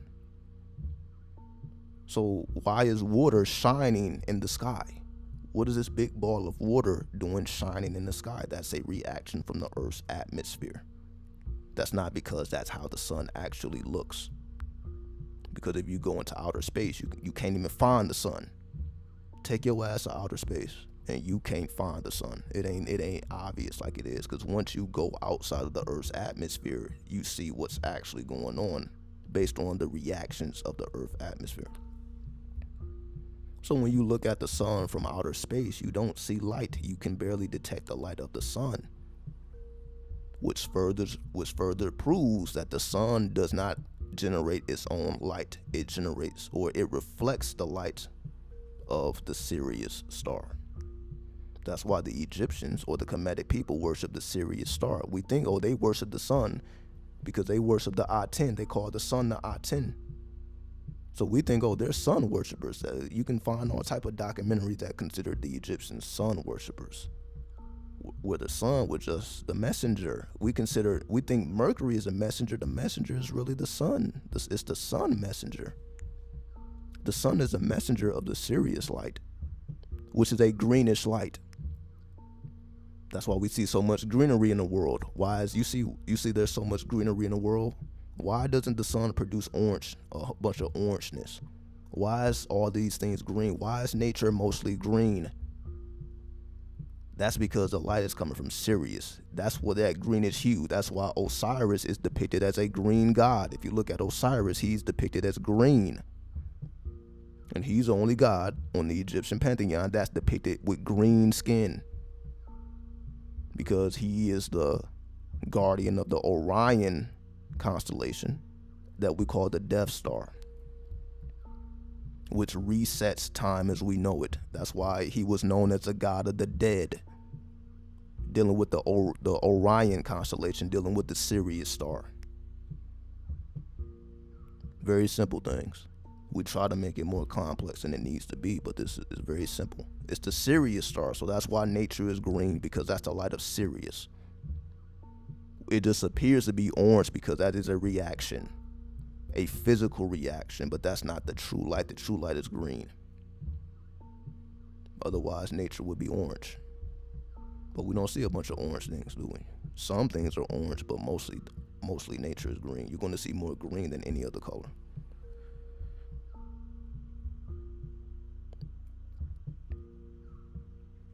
I wonder if Pluto retrograde aids us in connecting to our unconscious. The unconscious is Neptune. The unconscious is Neptune. Pluto is a collective consciousness. Neptune is a collective unconscious. So if we're dealing with unconscious energy, that is dealing with the mysteries of Neptune. That's the Neptunian mysteries, right? So if we're dealing with the Plutonian mysteries, this is what the world knows, not what the world feels. See, Neptune is what the world feels, the vibes of the world. Pluto is what the world thinks and what the world knows. So if we're talking about, you could say, worldly knowledge, we look towards Pluto, because Pluto is either in Sagittarius or in Capricorn. Pluto is either in Sagittarius if you're Vedic, and it's in Capricorn if you're Western. So let's just analyze what that means, right? If Pluto is affecting Sagittarius versus Capricorn, Capricorn represents the institutions, the corporations, the governments, versus Sagittarius represents the law. It represents publishing.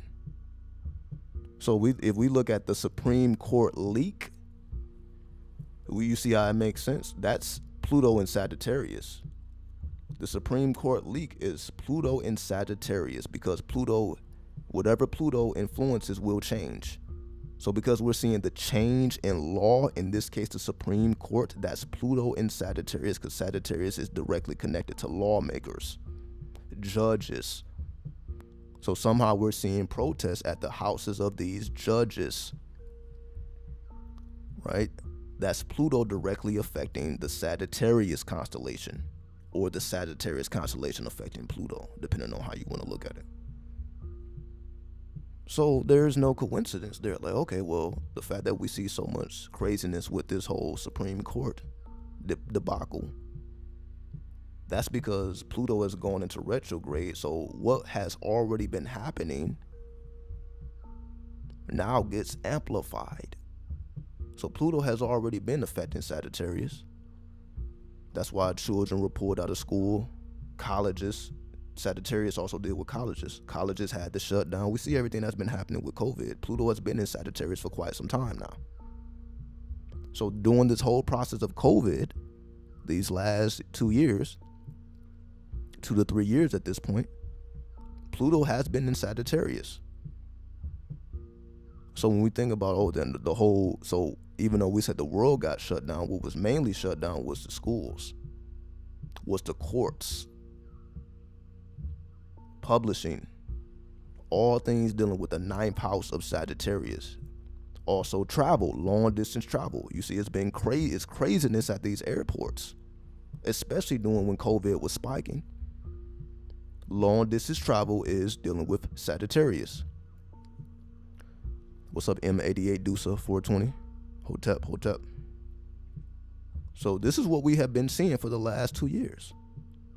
We've been seeing these airports getting destroyed. These planes have been grounded. Plane crashes, all type of shit been going on. The shutdown of schools and colleges. We've been seeing this. So now that Pluto has become retrograde, now it's being amplified. Now it manifests as, now the Supreme Court has leaks So whoever leaked that document is a Plutonian. A Plutonian leaked the documents of the Supreme Court because you see the energies are supported by the universe. You see how that works? Because the universe is supporting that energy, Pluto in Sagittarius, that's how something like this could happen. Something like this would not have happened if Pluto was not in retrograde. If Pluto was not in Sagittarius, we'll be experiencing a whole different set of dynamics.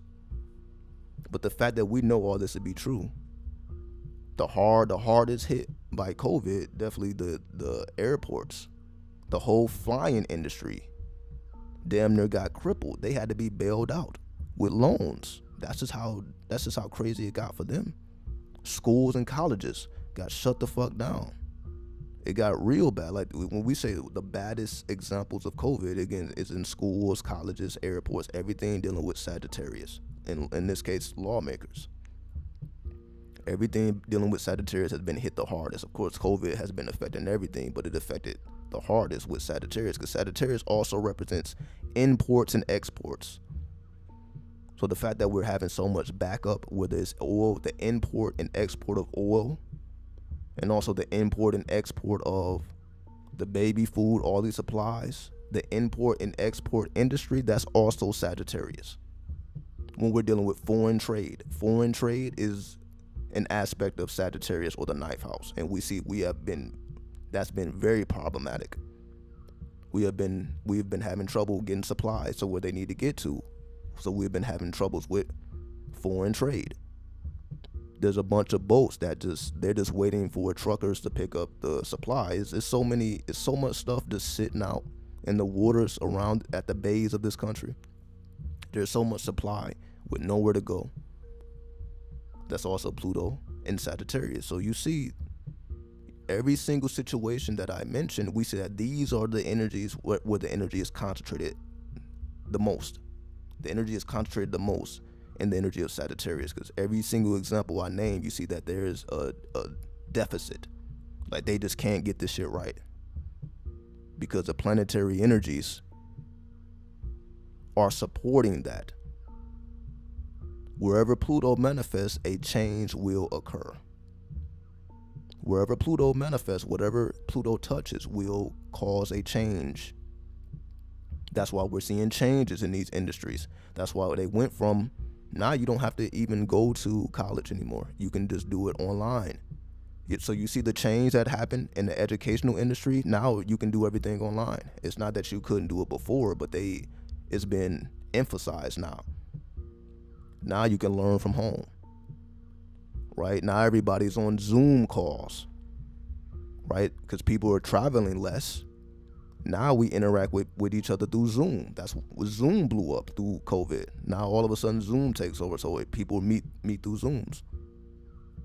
Now you had to educate children through, utilizing the internet, utilizing computers. Now you had to, I've even experienced that. I was seeing, children just at home, at school. I wasn't seeing none of that shit before.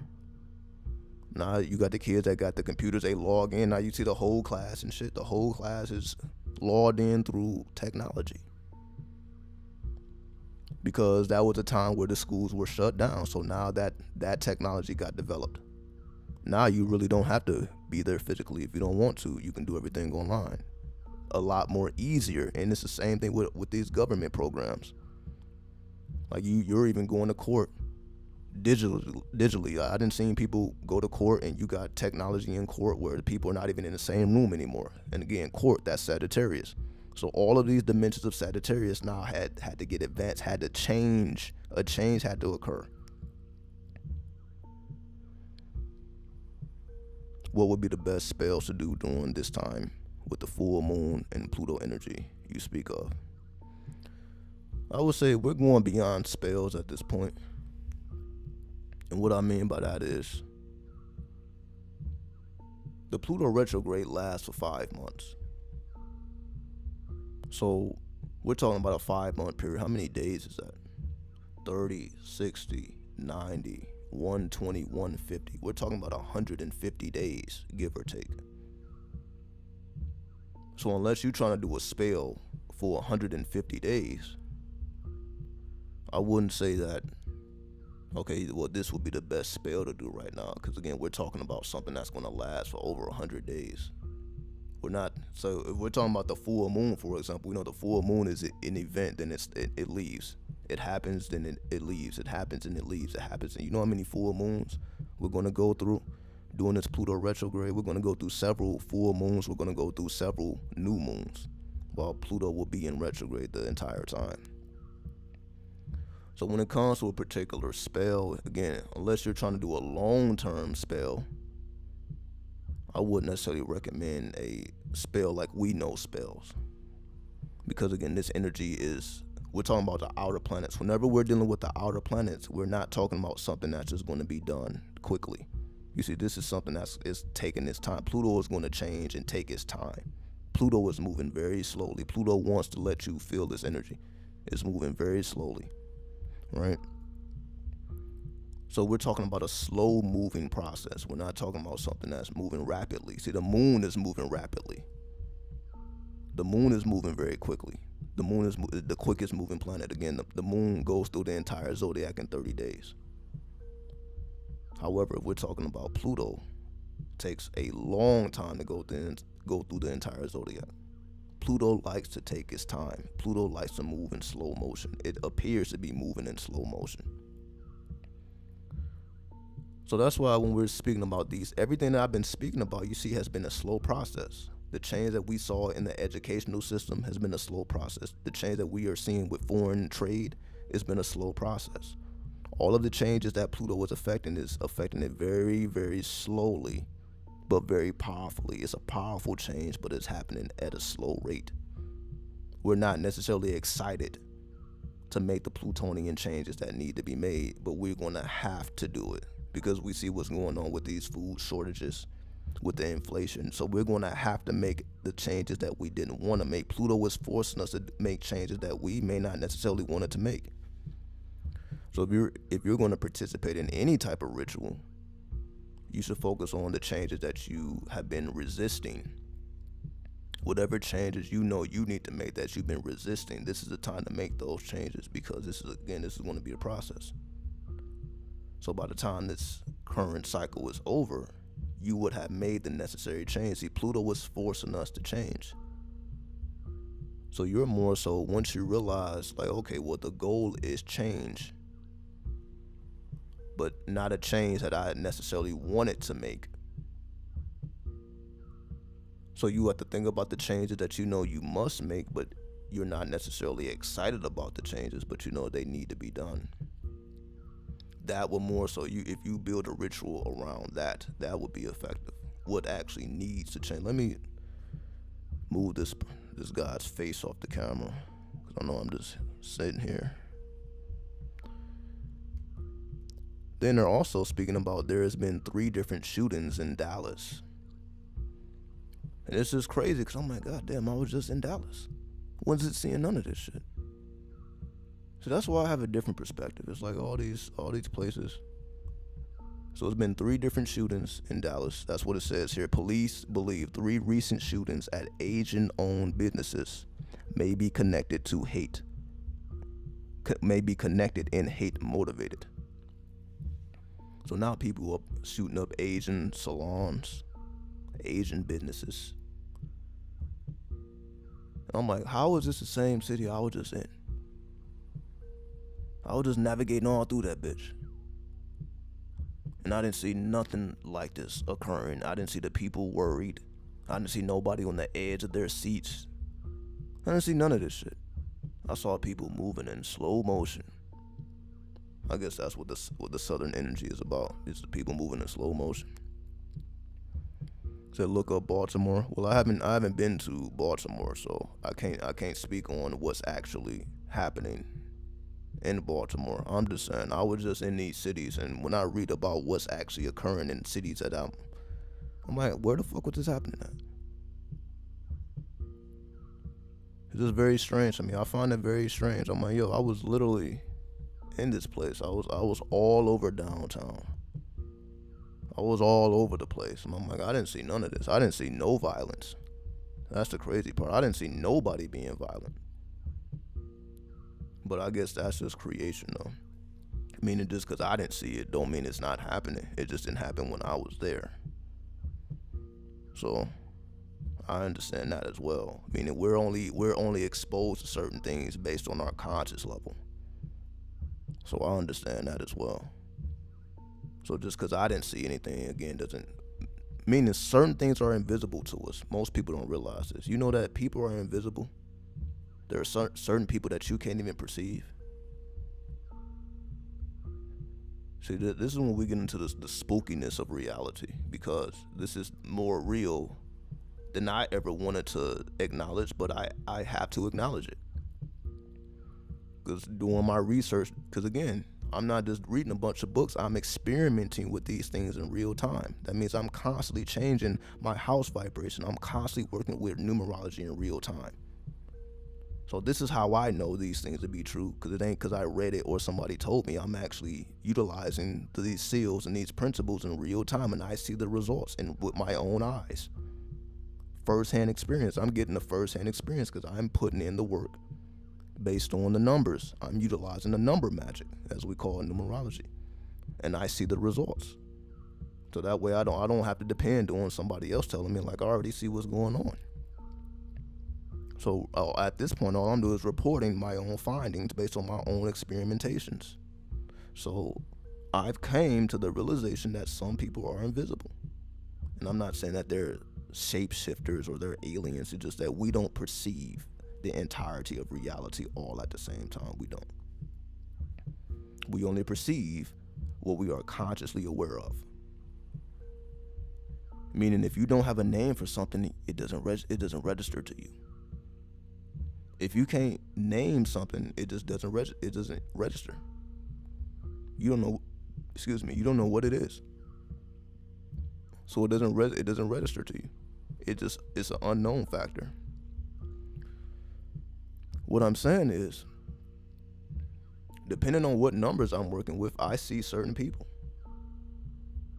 Like, for example, we all have neighbors, right? Unless you live in an isolated place, but most of us have neighbors.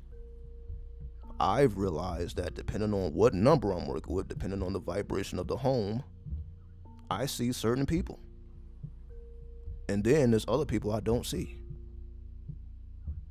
I'm like, yo, I'm seeing neighbors that I usually don't see. I'm like, who the fuck is this? It's like people I've never even seen before. I'm like, oh, I only see these people under special circumstances. This when I begin to realize, again, I didn't just know this. I had to come to this discovery. I'm like, oh, this actually is real. You only see certain people depending on what vibration you're charged up with. If you're not charged with a certain vibration, you're not even going to be able to detect these people. So that's how I know we live in a multiverse. Because I see different people depending on which energies are dominant. You're not going to see certain people in certain frequencies, and you will see other people in certain frequencies.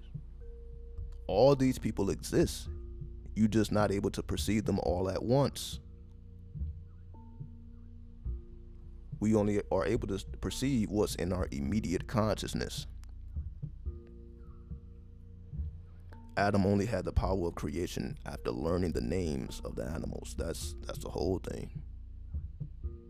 If mathematics is a language of the universe,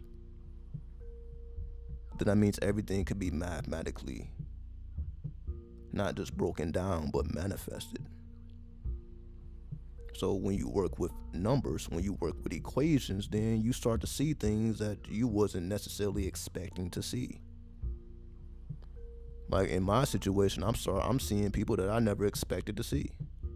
I'm like, who the fuck is that? Oh, that person just lives right down there. I'm like, I've never seen that person before. I've only seen this person under special circumstances. It's as if they don't exist until I become influenced by a certain frequency.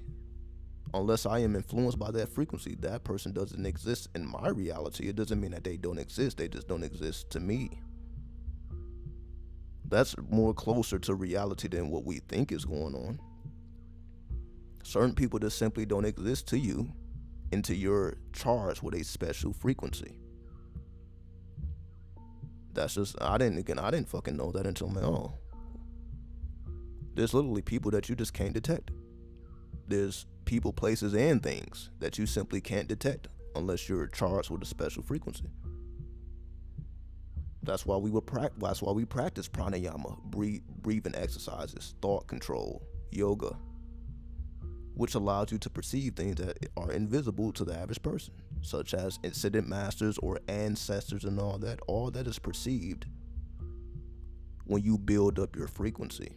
You can't even perceive these things until you are operating at a certain frequency.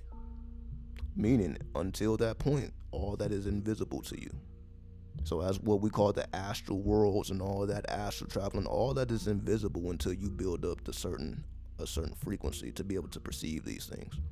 Until then, it's just simply invisible. This is Tantra, exactly. The more I've studied Tantra, the more I realize, I'm like, it's the same thing. The same way I say 93, the same way I speak about the Lima, it all takes you back to Tantra. So the more I've been researching Tantra, the more I realize, like, these same concepts is in the Lima. So where did the Lima come from? The Lima had to reference Tantra. It had no choice, because I'm like, there's too many parallels. There's too many parallels. Have you ever met someone and you both know you met before, but neither one of you can remember where you met? I don't think I've been in a situation where, I know you, but I just don't know. I understand that phenomenon though. I understand that phenomenon. I don't think I've ever most of the time I'm gonna remember. You see how I remembered you? I'm like, oh yeah, I know exactly who you are. So I tend not to necessarily forget people, but I understand that phenomenon as well, because it's a real thing. Like, for example, yeah, that's what I mean. It just depends on what frequency you're charged with. This is what I mean. So yeah, there are people who may not even recognize you because you look different, or you may not recognize them. See, it'd be a lot of that. It's like they're in a whole different frequency to the point where you're able to walk right past a person and you're like, yo, I actually do know you. Right?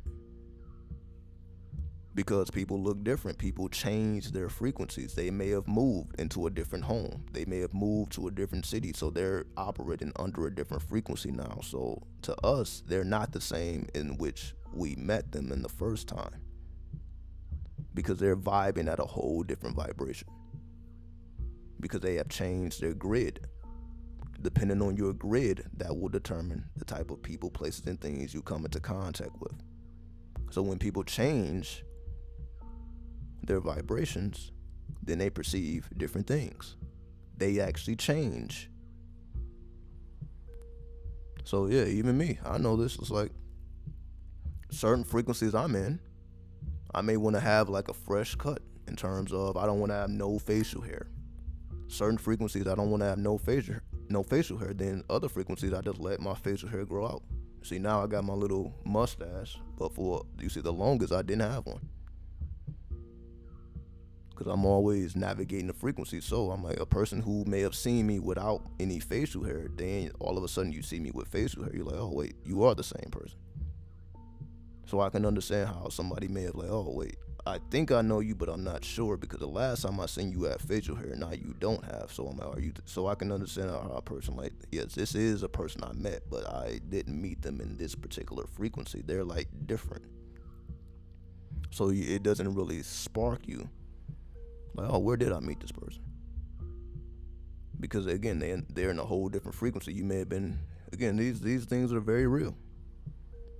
It's not because I want them to be real. I just with experimentation, I realized like, oh, this happens within my own neighborhood in terms of me being able to perceive people that I usually don't perceive. I'm like, oh, when I'm in a certain vibration, I tend to see certain types of people. Then when I'm in a different vibration, I see different types of people. If I'm under the influence of Neptune, I tend to see more Neptunians. If I'm under the influence of Uranus, I seem to see more Uranian people. I've noticed this to be true. Depending on the particular vibration I'm in, I tend to see more people that are associated with that similar frequency. But we already know that. We already know that from like attracts like. Right? So we already know that scientifically. Like attracts like. So we already know that. So when you are charged with a certain frequency,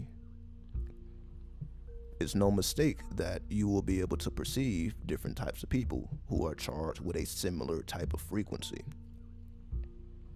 So it makes sense to me, if you're under the influence of Neptune, that you're going to run into more Neptunians. I know this to be true. Whenever I'm working with the 7 energy, I tend to run into more drug dealers. That's just a factor that I've seen. Like, I'm like, damn, why the fuck I'm running into these drug dealing? Well, Neptune deals with drugs. So that's connected to the 7 frequencies. So I'm like, like, I've never seen you motherfuckers before. I start to see people that I'm like, yo, who the fuck are you? Like, I go to this store all the time. I go to this gas station all the time. I go to this place. Like, I never seen this motherfucker. But somehow, they're there. People I've never perceived before. I'm like, oh, wait a minute. What the fuck is this? But I know it ain't that they changed. It's that I changed. I changed the frequency that I'm navigating under. Now I'm able to perceive people that otherwise would be invisible to me. You see how that works?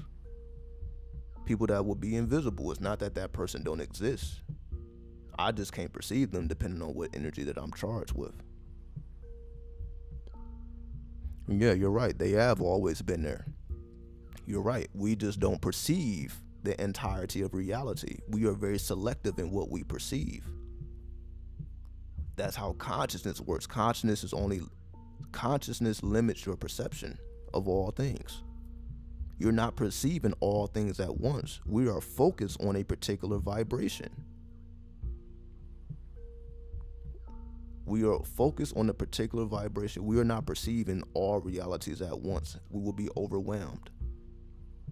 So what allows us to be balanced is the brain is filtering out stuff that is not relevant or that doesn't appear to be relevant. So the brain filters out things. Like I said, if you don't have a name for something, your brain filters it out. It's like it doesn't exist. It's the same thing with people, places, and things. It's a certain places you're not going to think to go when you're under the influence of certain energies. Like, certain energies will make you want to stay in, while certain energies will make you want to go out. Certain energies will make you want to go out in nature, while certain energies will make you want to go to be amongst people. So depending on what energy you're charged with, then you will be able to see, like, oh, okay, you attract a certain type of frequency.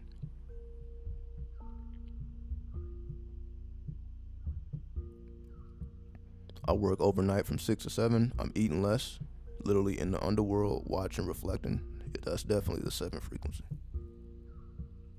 Yeah, I guess they call that the graveyard shift. I guess that's why they call it the graveyard shift, right? Because what makes us eat is solar energy. It's the solar energy that makes you want to eat. It's not the lunar energy that makes you want to eat. It's the solar energy that makes you want to eat. So the fact that people are just stuffing their faces is because of solar energy. But once you get into those midnight hours, you're not really inclined to just stuff your face because the energy is more spiritual, because there's less people around. You see, when we're amongst people, we just tend to be more cardinal, if we didn't notice that. We tend to be more cardinal when we're around cardinal people. And most people are cardinal. Right? So when it comes to the 7th frequency or the graveyard shift, you tend not to be around a lot of people. So you're not inclined to engage in much physicality because you're not amongst a lot of people.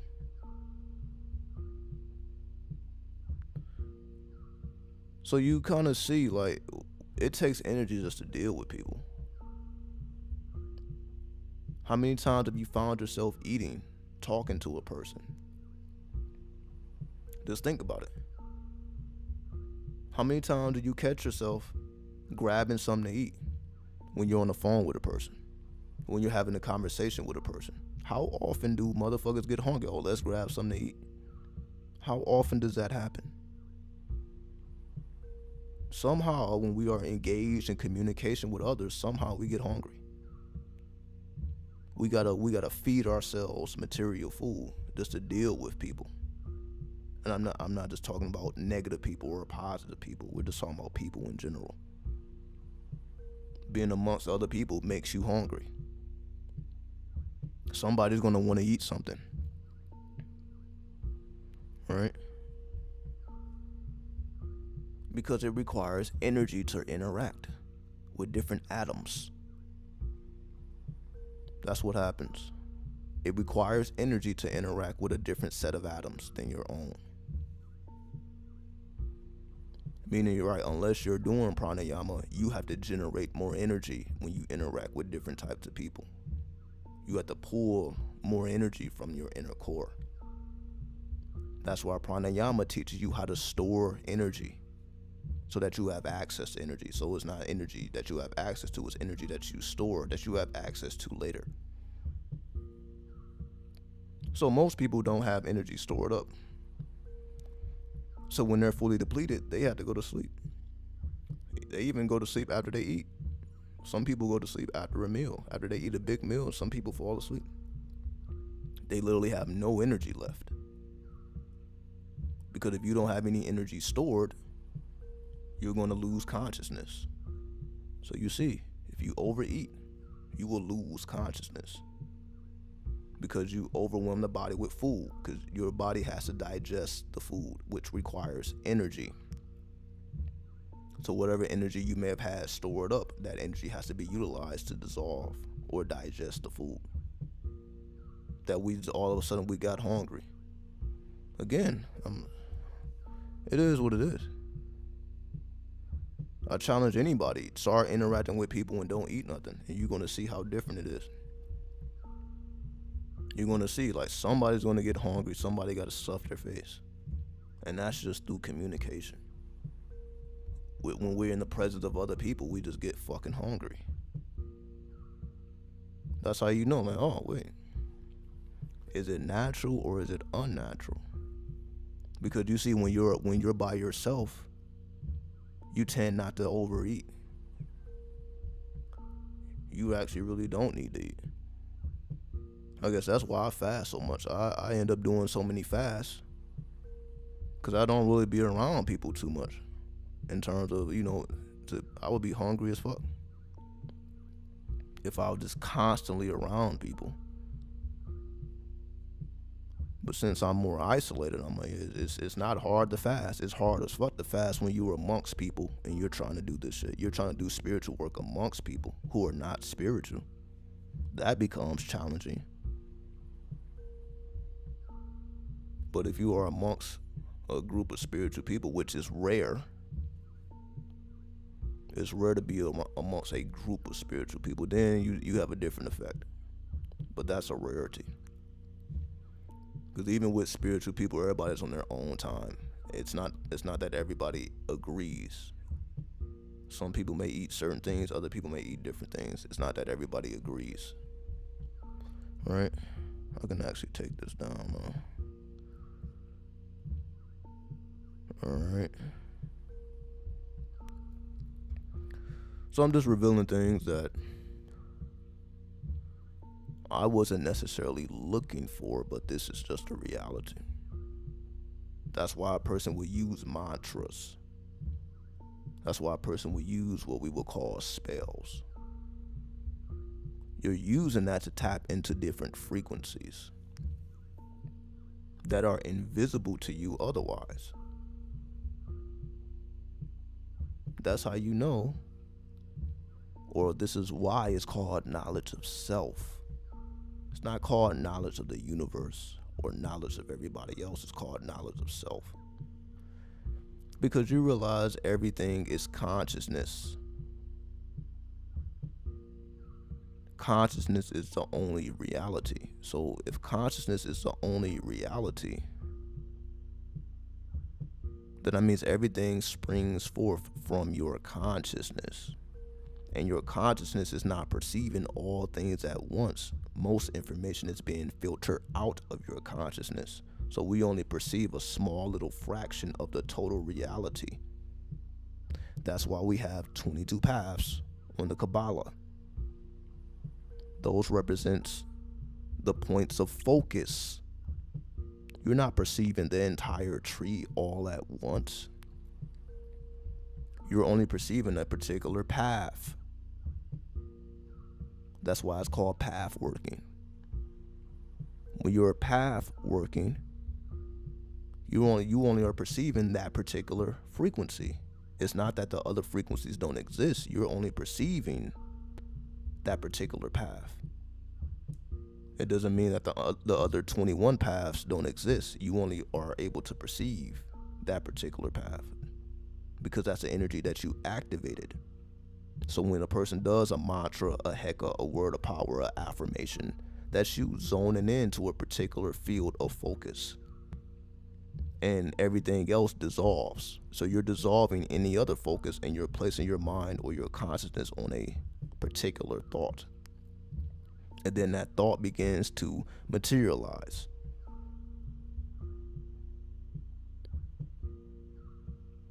I notice that too. When I go into the office, I be hungry as fuck.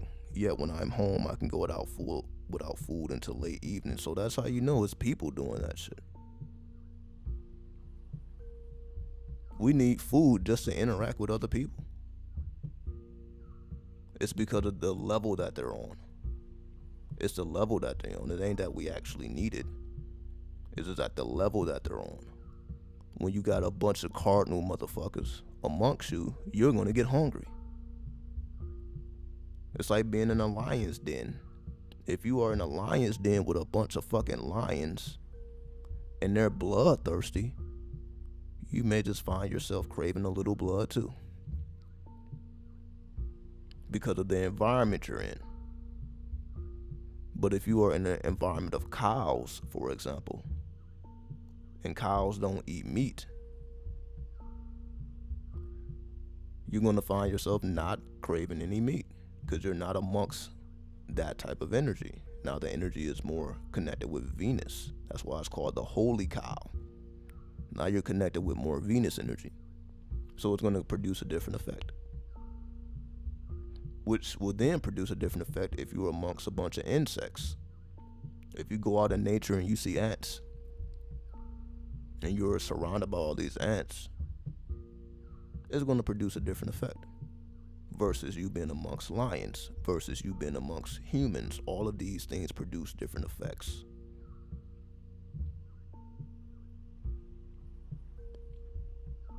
It's a drain on your energy.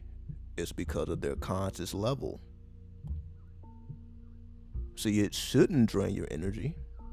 If they had knowledge of self, it wouldn't drain your energy. It only drains your energy because you see this is the type of, they are black holes, you can say. The average people out here, all they do is suck up energy from other people. That's their whole life is revolving around sucking up other people's energy. They want people to feel bad for them. They want people to be interested in their drama. It just be a bunch of nonsense. It's just a bunch of nonsense. And that's 95% of their thoughts is nonsense. That's why it drains your energy, because you're like, damn, nobody's thinking constructively here. No, they're not. You have to be trained to think constructively. You're not just going to be thinking constructively because you want to, especially when you're not in a constructive environment. That's when it said people become a product of their environment.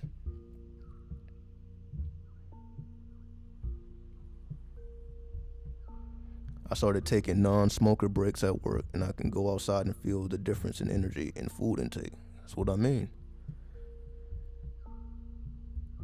The more we dig into these mysteries, the more we realize that we can really read thoughts. If you really want to know the type of person you are amongst, just ask yourself, do I get hungry when I'm around this person? do I require more energy when I'm around this person? Or does this person feed me with their energy? Their energy maximizes my energy. Or do I have to do all this extra stuff?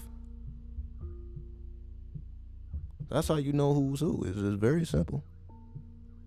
If you feel like you gotta do extra stuff amongst around certain people, then you realize, oh, I know what they're thinking. Because it's requiring me to intake more energy. I need more energy just to interact with this person. That's how you know it's a bunch of bullshit. If you require more energy versus the conversation alone should be fulfilling. Having conversations should be fulfilling. But that's only when the conversations are constructive. I guarantee if a person was trying to teach you how to make $1 million, you ain't gonna be eating, you ain't gonna be stuffing your face. You're gonna be fully attentive. You see the difference in that? When the conversations are constructive, how to get to a higher position.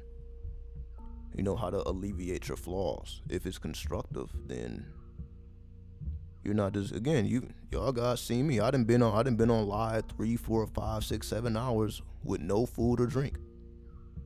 So I've proven that many, many, many times. Y'all don't be seeing me eat on here. I be on here for fucking hours. Don't take a sip of water. Don't ingest anything because it's constructive. I'm doing my best to be constructive. I'm doing my best to feed instead of take energy. I'm doing my best to feed the people, not take away from the people. So that's how I know. I'm like, damn, I don't get hungry. When I'm being constructive, it's only when I have to interact with non-constructive bullshit. And I'm like, all right, let me get something in my system. But that's how I know who's who. I'm like, I gotta eat just to talk to this motherfucker.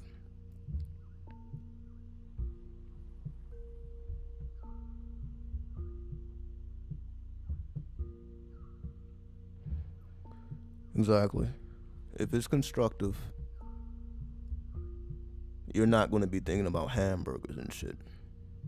If a person's talking to you about how to advance in life, you're not going to be talking about or thinking about, okay, I need to eat some fucking McDonald's right now. Those are not going to be the thoughts that enter into your mind. Now, if we're just talking about a bunch of ass and titties, like who's fucking who? Who's connected with who? Those type of conversations require a lot of food. Just think about it. Just think about conversations that are considered gossip. These people tend to be amongst a lot of food. They tend to be stuffing their fucking face. While they're doing all this talking, all this gossiping, they're stuffing their fucking face at the same time. There's food amongst that gossip. So you know who they're feeding. Let's just be honest here. You know, okay, what's really being fed here? Are you feeding your animal soul or are you feeding your godly soul? Very interesting. Again, I'm just pointing out things that should be obvious.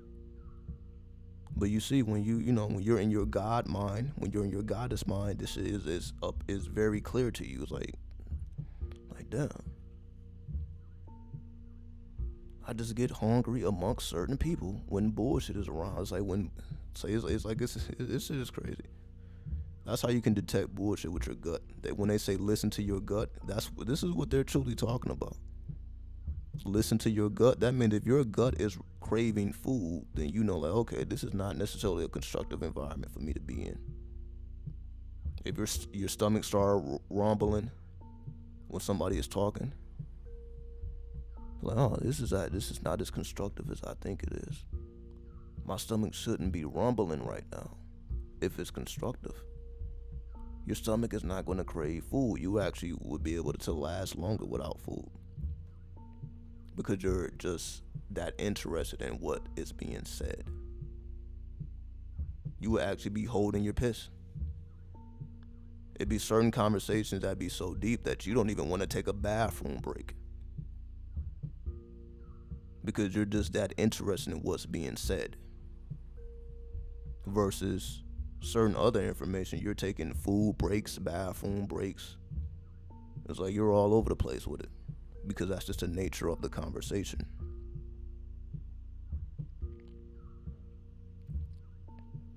Genius, I didn't look at it that way. No wonder people be picking up weight at work. Exactly, because of the type of beings that they are amongst. They are amongst a bunch of animals. People that are feeding their animal souls. So yeah, that's exactly true. People pick up weight because of the environment that they are in. So you have to activate your God mind, you have to activate your goddess mind to supersede that, which is very possible. That's why we do what we do. That's why we think Kabbalistically. See, when you think Kabbalistically, you can supersede that. You realize, like, okay, just because I'm getting hungry don't mean I'm supposed to fulfill this hunger. This is an indication that this is draining my energy. I should not be getting hungry right now. So if in the midst of conversation your stomach starts rumbling, you realize, like, oh, my energy is being drained right now.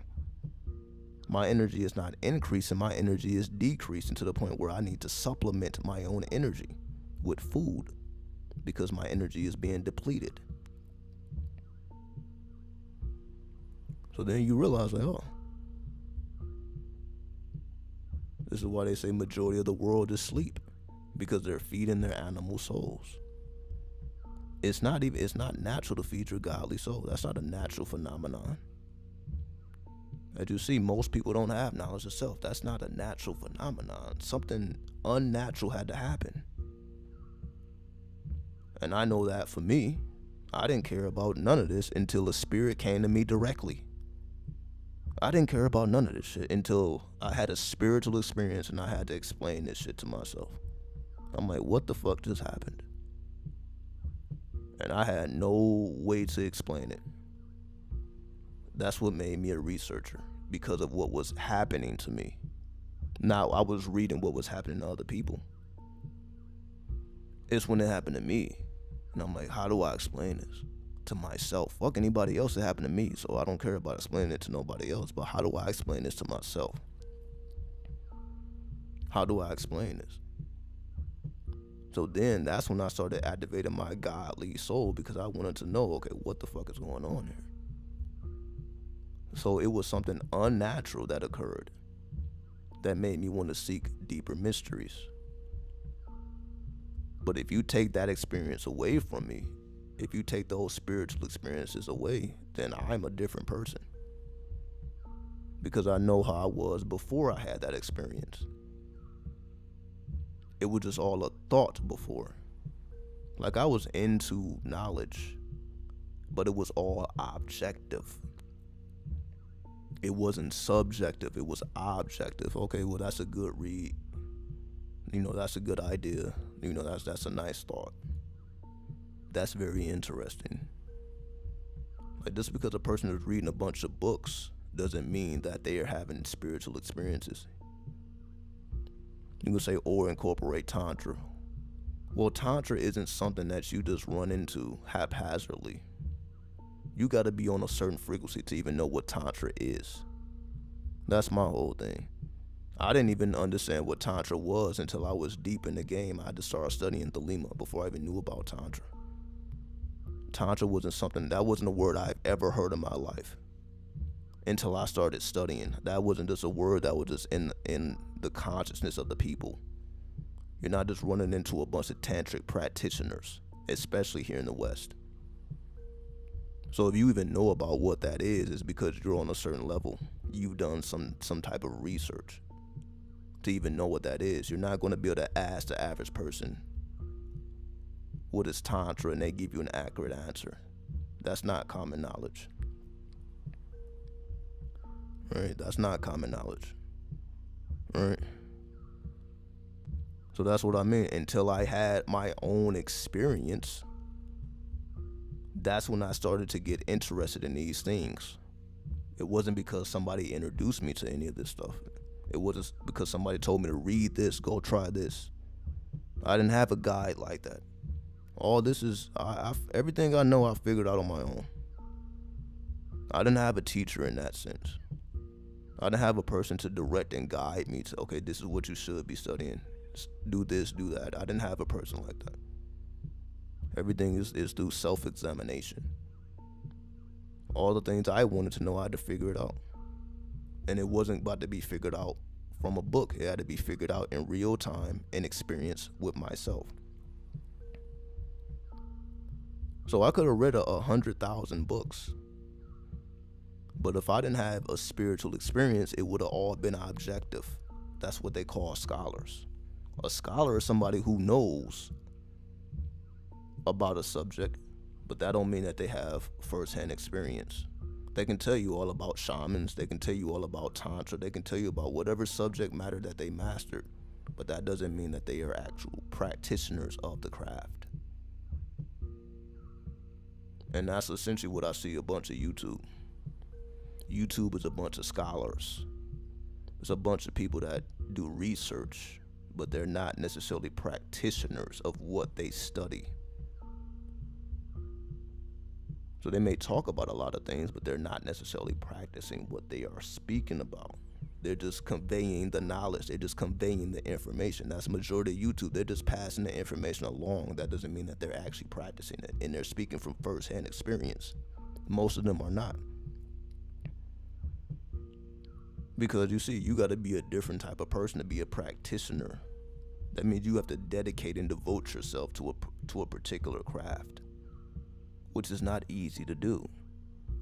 Because none of this stuff is easy to learn and to commit to memory and have your personal experiences. It's not an easy thing to do. You got to be devoted and dedicated. You're not just going to stumble upon this stuff and just know everything. That's a great point. I never thought about it in that way. Yes, as you were speaking on, I look back over the experiences, and I can do that. So what are your thoughts on emotionally eating? Like when people eat emotionally, we understand that that's subconscious. Whenever we are dealing with our emotions, we're dealing with our subconscious, and the subconscious reacts. Whenever we're dealing with the subconscious, we're dealing with reactions. So we study our subconscious to know what causes us to react. So essentially, we be in environments and situations that causes us to react. So people, it's like basically once the energy is aroused within you, once you have reacted to something, basically somebody said something that you didn't like, somebody said something that you didn't agree with, you have to be around people that you don't particularly like, so on and so forth. It arouses subconscious reactions, and that energy doesn't just dissipate. The energy doesn't just disappear. It has to be settled or tamed, and we tend to do that with food.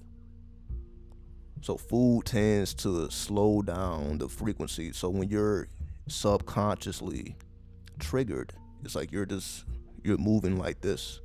You're triggered. You're in your feelings. You're ready to go off and do whatever. So when you stuff your face, you calm that ass down. Because now your energy is being redirected towards digestion. So all that energy that was aroused within you is now being redirected towards digestion. That's when you put food in your body so that it settles the energies, because now the energy is being diverted into a different path. So that's why people eat, when they're emotionally aroused. That's why we must study what causes us to react. That's why we study our moon sign. Your moon sign lets you know what causes you to react. And once you are able to create an environment for yourself so that you can study your reactions, this is how you're able to get past them. You have to do your own experimentations instead of it happening in situations that you're not prepared for. So if you know if somebody called you out your name that you're going to be emotionally triggered, for example, the only way to get over that is to do eternal work, to put yourself in a position where you train yourself not to be that way. It's not just going to happen on its own. You have to train yourself to no longer react to whatever causes you to react, to the point where a person can call you any name in the book and you can just look at them straight in their eyes and just not react. Because people feed off your reactions. That's what people do. People do things simply to cause you to react. That's what it means by that they're draining your energy. They're saying things and doing things that they know is going to trigger you. Just look at fucking YouTube with clickbait. People put these stupid ass, crazy ass titles because they know there's like, oh shit, what's going on with this person? That's a play on your emotions. When people use the most extreme clickbait to get you to read their articles because they know that it triggers certain people. So the same thing, we was looking at the baby formula shortage. Then we're going to have articles. Okay, well, why don't mothers just breastfeed? They know if you write that article, you're going to trigger women. Women will be triggered. Then why the fuck aren't you breastfeeding? You know that's going to cause a reaction, an emotional response. You already know that. But that's what sells, unfortunately. Because had they not written the article with that language, you probably wouldn't have read it. If they just said something like alternatives to baby formula, and one of the alternatives is breastfeeding, that would have been more constructive and educational, but you see, that ain't gonna get people to read. Unfortunately, you gotta get them to emotionally react for them to even become aware of what you're trying to convey. So that's why so many people use clickbait. Because they know that's the only way for you to actually want to know. So they need to trigger you emotionally. Not logically, not with reason. They need to trigger you emotionally just for you to absorb the content.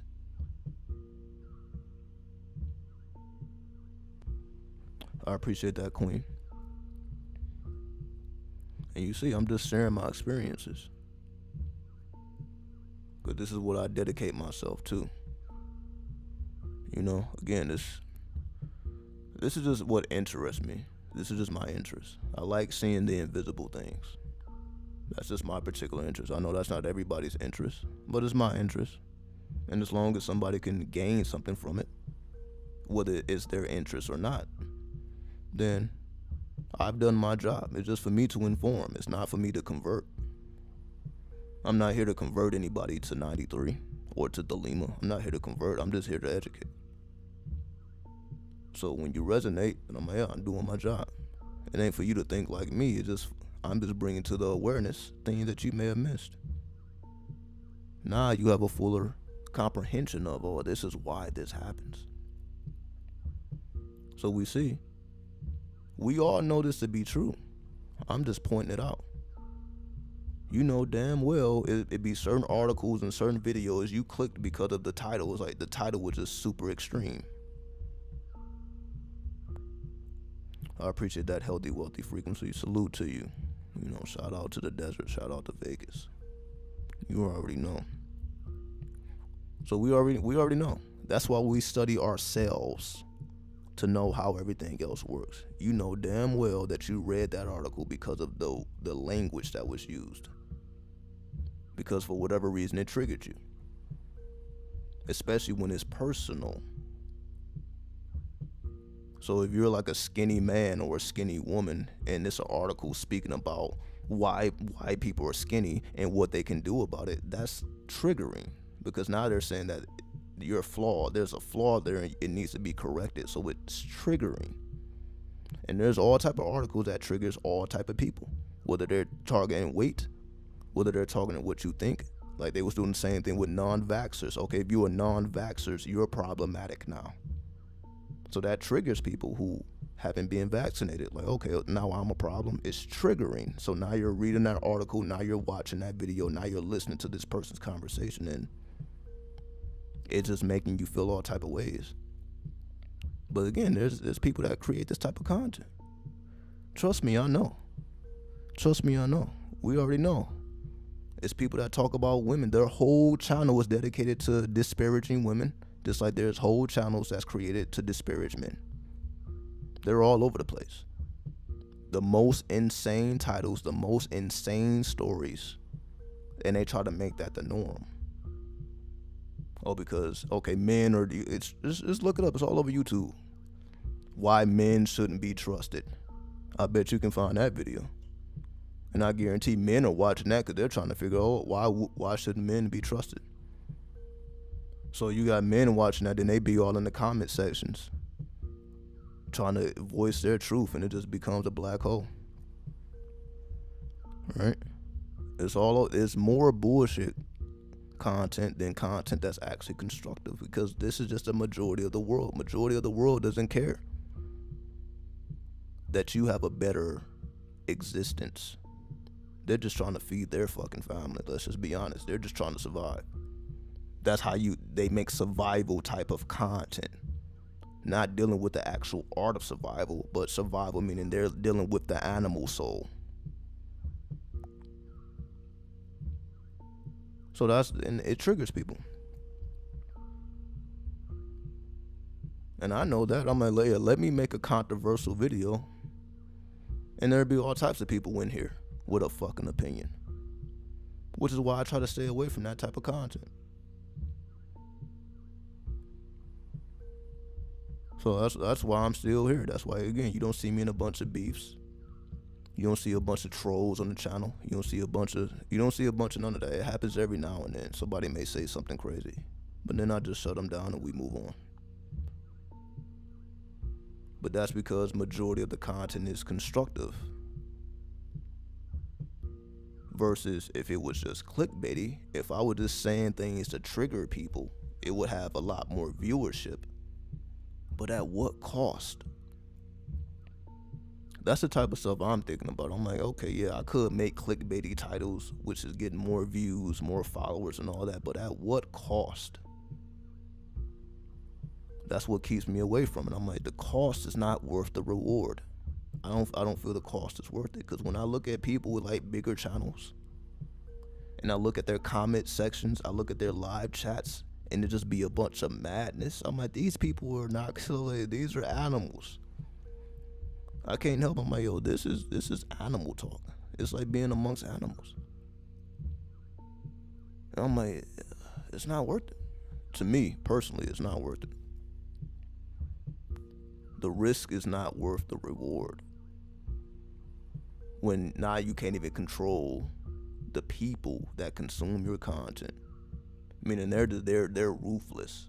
I know you all see this. Look at these live chats. Look at these comment sections. It'd be ridiculous. They be ruthless. People be speaking crazy.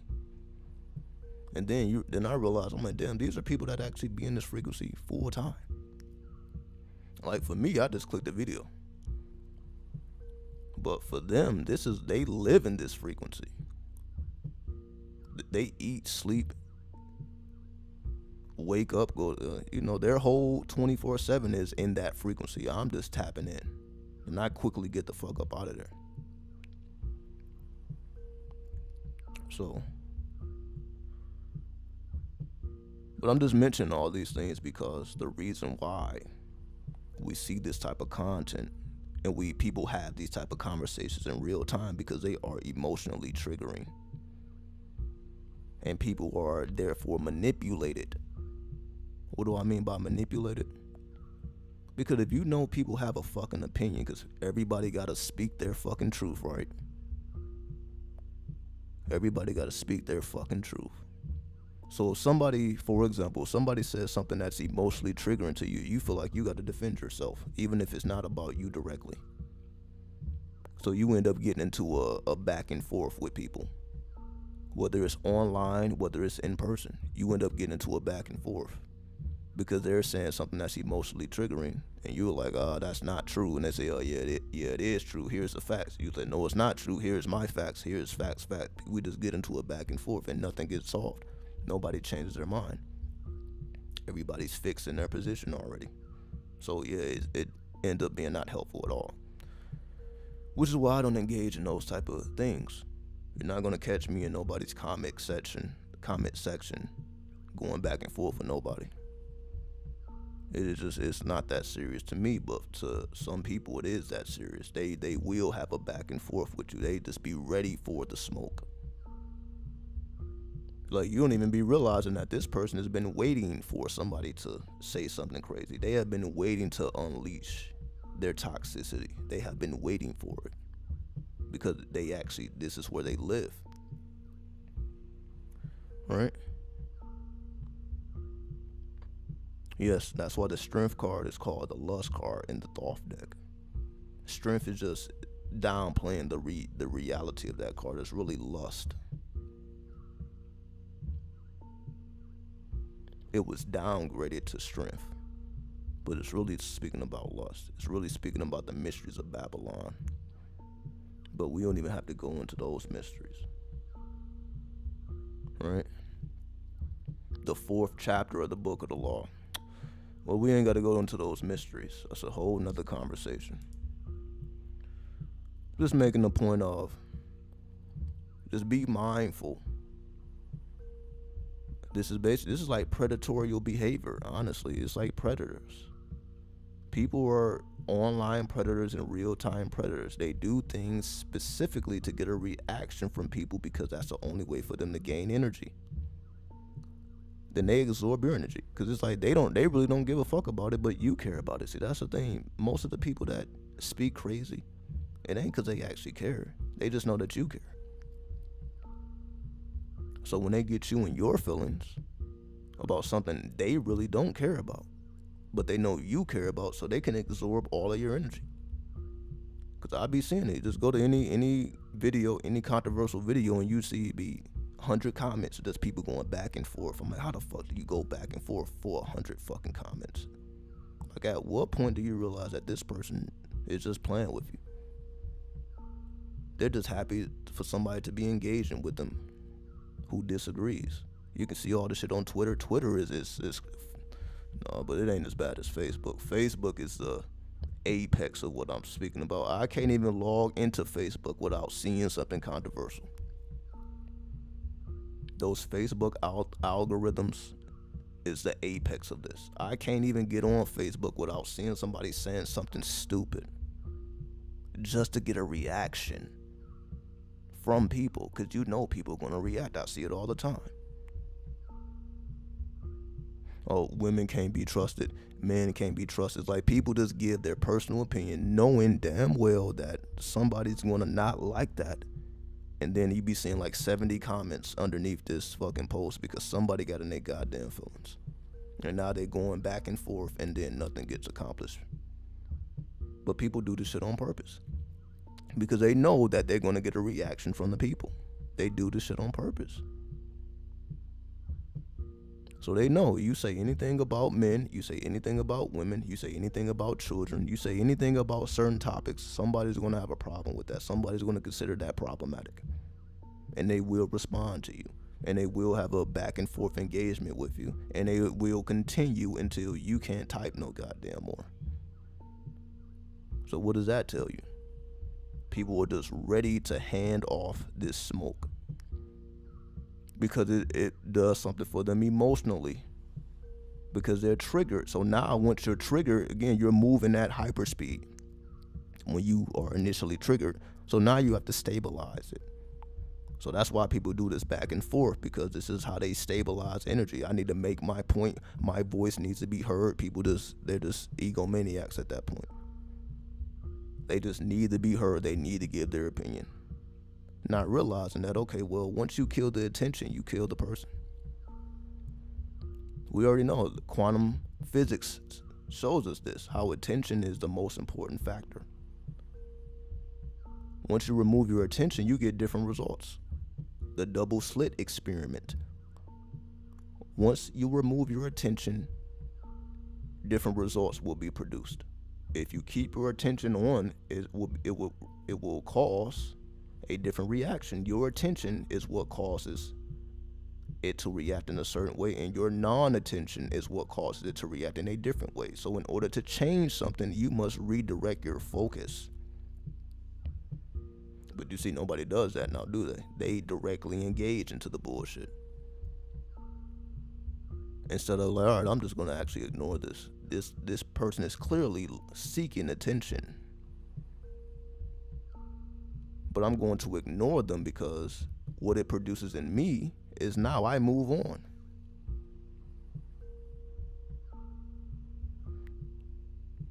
Spirit suggested that I stay out of petty arguments and debates because it's not useful, because people come from an emotional perspective. You can't win that argument. It's not even an argument if it's emotional. If somebody is emotionally triggered by what you're saying, they're not arguing with you with logic and reason. They're arguing with you from an emotional about how they feel. So there's no way to end those arguments. Well, no way to win or end those arguments, because people, it's emotion. It's not based on actual facts and everything you think that an argument would be composed of. It's just reactionary,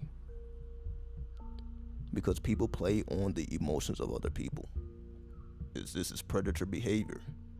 So people are not necessarily going up and snatching people out their fucking clothes. I'm not saying it doesn't happen, but what happens more often than that is emotional manipulation.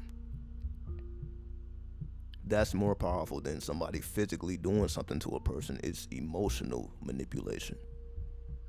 Most of the content we see, most of the people we interact with, is just focused on nonsense. That's why it's so relieving to have knowledge of self, because you don't have to engage in none of this, because you know the truth. You're not dependent on other people to reveal this truth to you. You know it for yourself, because you become the observer, so you just sit back and observe. And then everything is revealed to you because you are the observer, meaning you're not attached to any result. That means you can argue from both sides. Instead of being a person that prefers side A or side B, you create side C. Like, okay, I see both sides, but they can't see it. They're just focused on their side. They're focused on their perspective. They can't see the other side or the new side or the middle route. So knowledge itself gives you that middle path where you can walk between both worlds. You can walk into the heavenly planes and the hellish planes unaffected, and you really don't have a preference between the two. That's the whole thing. You don't have a preference. You're like, okay, if I gotta go to hell this day and I gotta go to heaven the next day, that's fine with me. I'm in the middle always, exactly, because you should not have a preference. If some days you gotta be hellish, you gotta be hellish. If some days you gotta be heavenly, you be heavenly. You just do what you need to do, and it ain't because you are attached to either side. That's the biggest mistake you can make. Right? The biggest mistake you can make is being attached to either side or any result. The best creations are the creations without a result.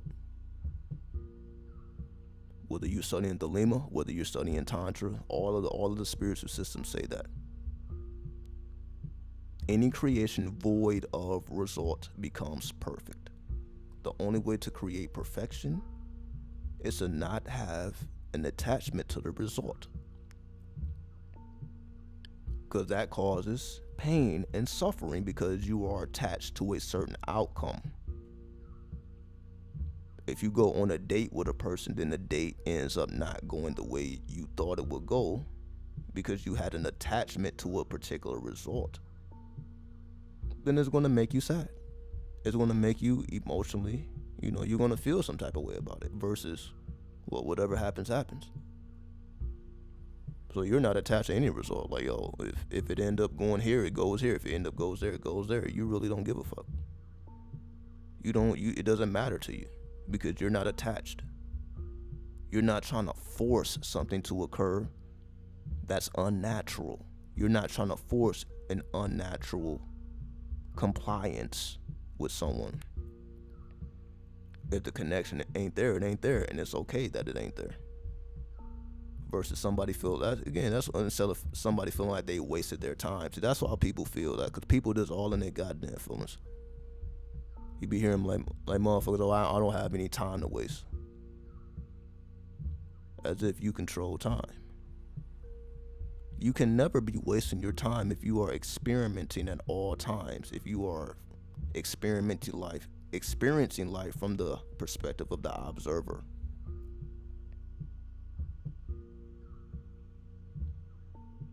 Regarding the formula shortage, mothers can find human milk share groups in their states. Of course.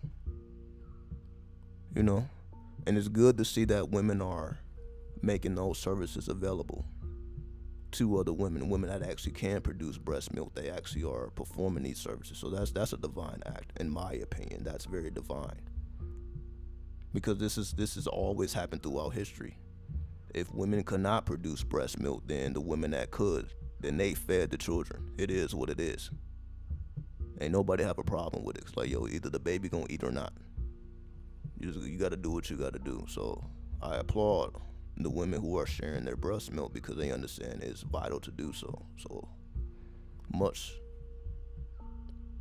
honors to them. That's a very divine act. That's a divine act. I can't even say it isn't.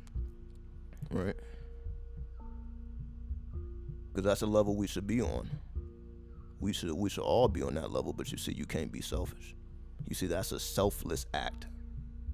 That is a selfless act. So when we all perform selfless acts, then that's how we enhance the frequency of the world. Or if not the entire world, at least your world, your universe, which you are the creator or the creatrix of. That's how you enhance your world. That's how you become the lord of your universe. Because you understand the concept of being selfless. And that's what I mean by doing things without an attachment to a particular result. You do what you feel is right, and whatever comes from that is what comes from that. If it's nothing, you're okay with that. If it just for you to gain experience, you're fine with that. Versus somebody else who feels like they wasted their time. Like, damn, this was a waste of time. If you have that type of perspective, then you realize, like, how can you ever waste time if you are a scientist experimenting in your own creation? If you are a creator or a creatrix experimenting in their own creation, how can you be wasting your time? If consciousness is the only reality, how the fuck are you wasting your time? When you actually created the time in the first place, you're wasting the time that you created, and because consciousness is the only reality, you're wasting your own time now. You see how easy it is to push this out to somebody else, but that's if you don't believe that you are the creator or the creatrix. It's easy to blame other people. But when you take the responsibility of the creator or the creatrix, you can't blame nobody else. You see how that works? There's always somebody to blame. It's always a system. The system, white supremacy, colonization, slavery, capitalism. There's always a devil. There's always somebody who's doing some devilishment and keeping everybody back, oppressing people, so on and so forth. There's always a fucking excuse.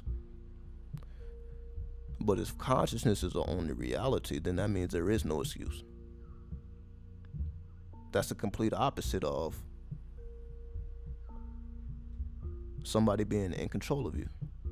No, you're actually in control of yourself. Because you are the God, you are the goddess. So who the fuck is controlling you? Who the fuck can tell you what you can and can't do, what you can and can't have? Who the fuck is gonna tell you? If you're the creator or the creatrix of your own reality, who the fuck is gonna tell you what goes?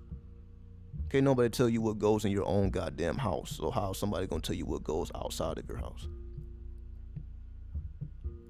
I used to think time was running out, because you see, these are spells. We're put under spells that somehow there's some power outside of us causing us to not be in the positions that we feel that we should be in life. We keep blaming it on some outside force. And you see, all we do is take away. We drain our own energy when we blame it on something outside of ourselves. Because how do you find a solution to something that you didn't cause? When we blame it on God. If you blame it on God, how's there a solution? Oh, well, God did it. Well, if God did it, what's the solution? That means the solution got to be with God then.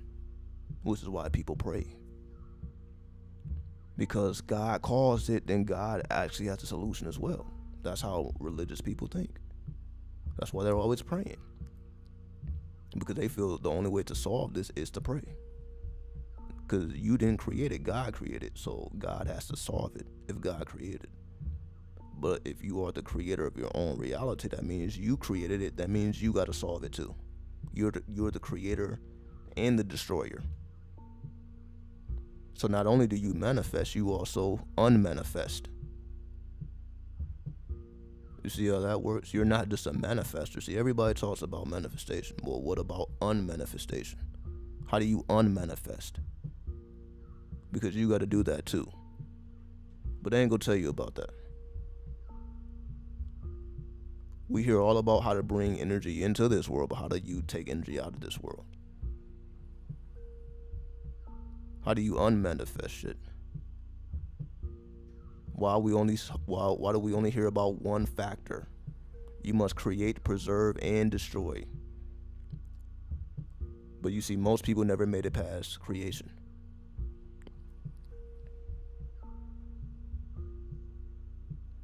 If time were absolute, we would not have the feeling of time passing faster at certain times and slower at other times, because time is subjective.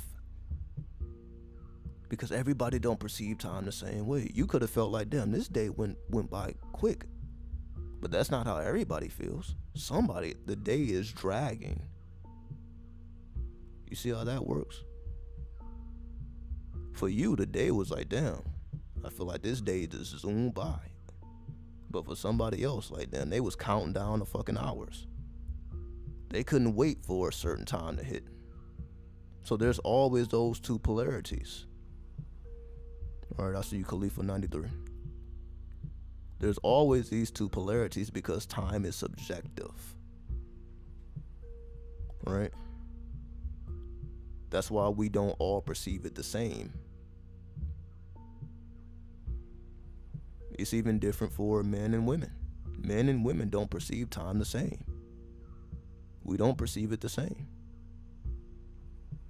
You can say women feel like they're on clocks. They got to get married by a certain time. They got to have kids by a certain time. They got to, cause their beauty is only going to last for a certain amount of time. These are all programs that's put into us, and we're made to believe it. We're made to believe this shit. So now you got people moving faster than they need to move. And you know what happens when you move faster than you need to move? You end up making mistakes that you have to live with.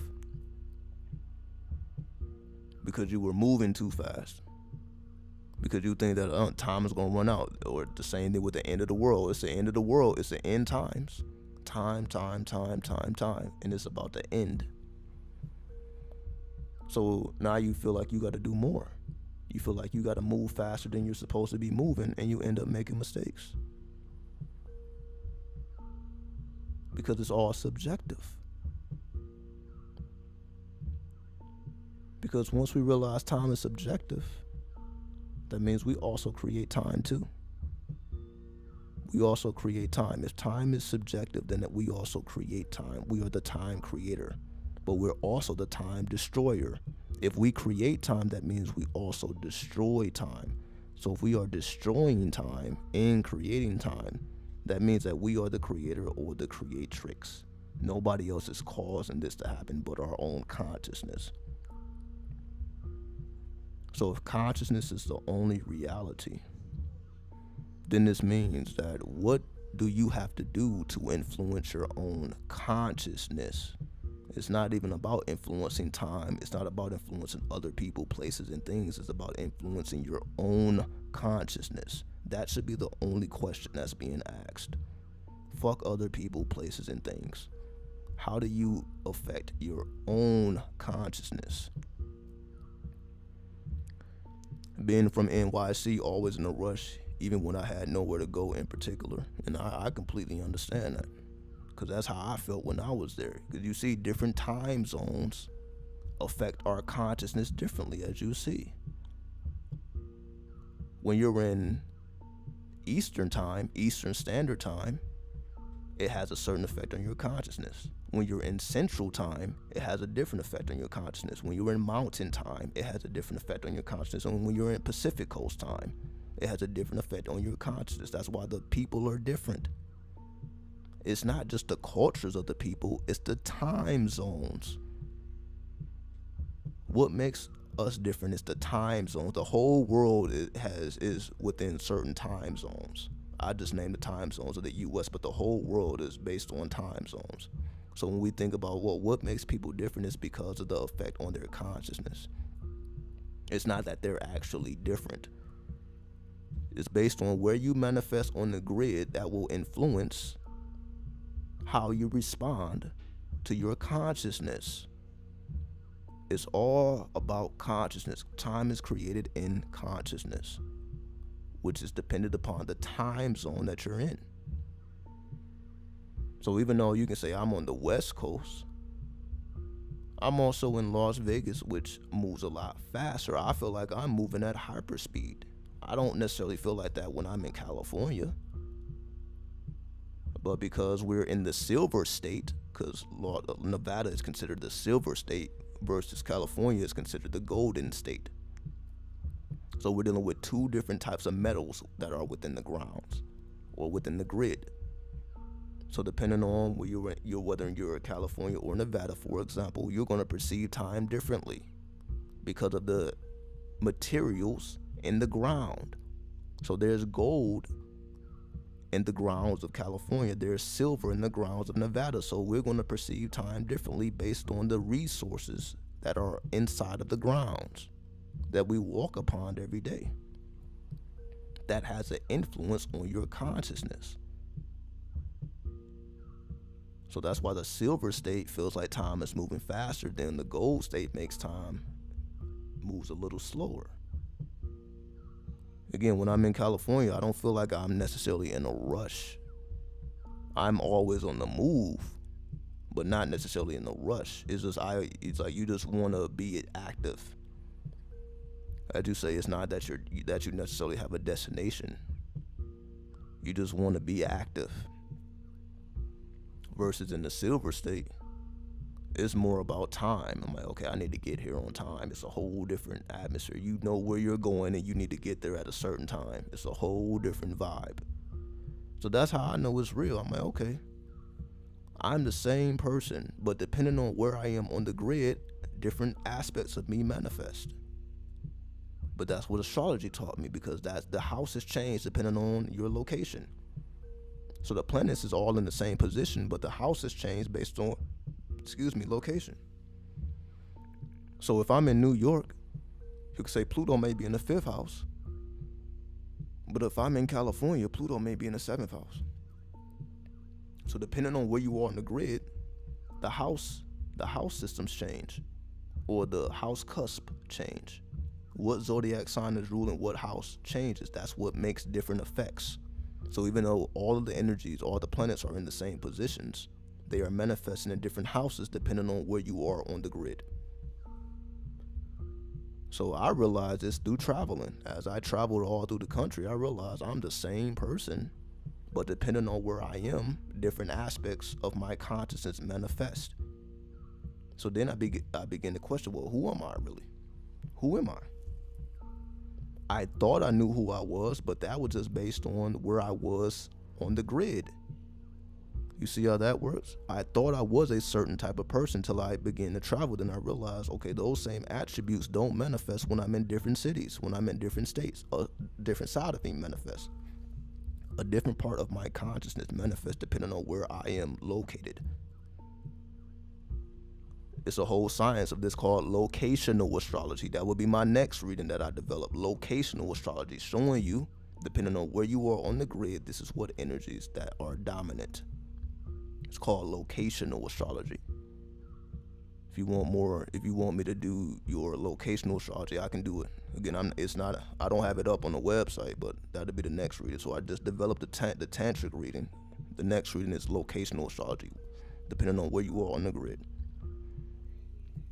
All right. I became friendly when I lived down south for a while. Exactly. So you see, so before that, you may have thought of yourself as non-friendly, right? You were like, okay, well, if I'm not actually friendly, why do I become friendly depending on where I am on the particular grid, right? I'm interested in, yeah, so anybody who is interested in locational astrology, again, I have a whole grid, right? I got the whole world map for you. I have the whole world map, and it's going to show you what planets is influencing what positions on the map. So just email me, ash@astronew.com, if that's something that you're interested in. Again, it's not available to the public yet, but if you want it early, then I can get it straight to you. All right. But again, if you were thinking, okay, I'm not a friendly person until you moved to a certain position on the grid and you became friendly, then you have to re-question, like, okay, well, am I friendly or am I not? Because actually, when you think about the answer, it becomes neither. You're neither friendly or not friendly. You're just neutral until you manifest on a certain position on the grid. So you're neither friendly or you can say not friendly. Again, it just depends on where you are, because consciousness is the only reality. The only thing that makes a difference is where you are located on the grid, right? And we'll end it there. I think y'all get what I'm saying here. So just take that as a precursor to don't identify yourself by your attributes. Well, I'm this way or I'm that way, because you will change when you move to a different position on the grid. So who you think you are changes when you activate certain positions, because certain planets will be dominant in certain cities, certain states. Then other planets will be dominant in other cities. So depending on where you fall on the grid, a certain planet is influencing, or a certain asteroid is influencing that particular place, and that will determine what energies manifest from your consciousness. So that's why, again, that's what it means to be non-attached. Do not attach to any attributes, because they can change depending on where you manifest on the grid. Your attributes will change. So the only thing that's definite, the only thing that doesn't change is your consciousness. The attributes change. The qualities will change. Even your physical appearance will change depending on where you manifest on the grid. Right? Peace, Harmony 9. Salute to you, soldier. Peace, God. I definitely agree with you, because ever since I've been in South Korea, my consciousness has changed so much. It's like Eastern culture energies are very different from the West. Absolutely. So that's what I mean. Like, who you thought you were when you were here in the West, now it changes. Now you realize, like, oh, I'm actually interested in different things that I had no idea that I was interested in. You begin to change. You begin to evolve, because you're exposed to a different environment, and you begin to adapt to that new environment. And through adaptation, you realize that, oh, okay, I actually wasn't who I thought I was to begin with. I'm actually all consciousness. It all depends. There's a certain elements manifest depending on where I fall on the grid. So that means you are all. That's what it means to be God. That's what it means to be goddess. That means you are everything. But everything is not manifesting all at the same time. You only manifest in certain pieces of your consciousness depending on where you are on the grid. So once you understand what piece of consciousness you're manifesting depending on where you are on the grid, then you realize, like, okay, this is why I'm like this in certain cities, certain states, different countries. You change. As you travel, you change. That's why it means something to be a traveler, because you get to experience yourself, your own consciousness. You get to experience the fullness of your own consciousness as you travel. That's the whole purpose of doing that. Would you say that there is only one who looks out at the world through our eyes? Yes, it's only one consciousness, as we call it, the collective consciousness. It's just split into smaller consciousness, right? So the one splits into two. the 2 splits into 3, so on and so forth, until we get to the human level. So you start at God, which you can say is singular or dualistic. Then you go to a bunch of zodiac signs and humans and so on and so forth. Everybody has their own individual alignments, which change based on where you manifest. That's why it matters where you were born. You say to even do your astrology chart, you need to have a location. Where were you born? So not only do you need the time you were born, it's where your location matters. We see that with astrology. That's why your location is relevant. Because depending on your location, the house systems are different, or the house cusp are different. The planets are affecting different areas of life depending on where you are on the grid. So again, Mercury may be influencing the 3rd house if you're in New York, but it may be influencing the 5th house if you're in California. So even if you were born on the same day, somebody born in California versus somebody born in New York, they may have the same planetary positions, but the house cusp will be different. So essentially what house that particular planet influences will be different. So again, Pluto may be influencing the 5th house for a New Yorker, but it's going to be influencing the 3rd house for somebody on the West Coast. Even though Pluto is in the same position, or the sun is in the same position. So the planets are in the same position, but the constellations are in different positions. So the planets are not changing, it's the constellations that change. So when we're speaking about the grids, we're more so going into the science of the constellations. It's the constellations that change. So once you begin to okay, so not only are the planets moving, the constellations are also moving, that we call the houses. The houses are also changing depending on where I am. So when I speak about when I was down south and I didn't see this or I didn't see that, well, a certain part of my consciousness wasn't activated when I was down there versus when I'm here. When I'm here, I manifest a certain consciousness when I'm there. Again, just look at the videos, right?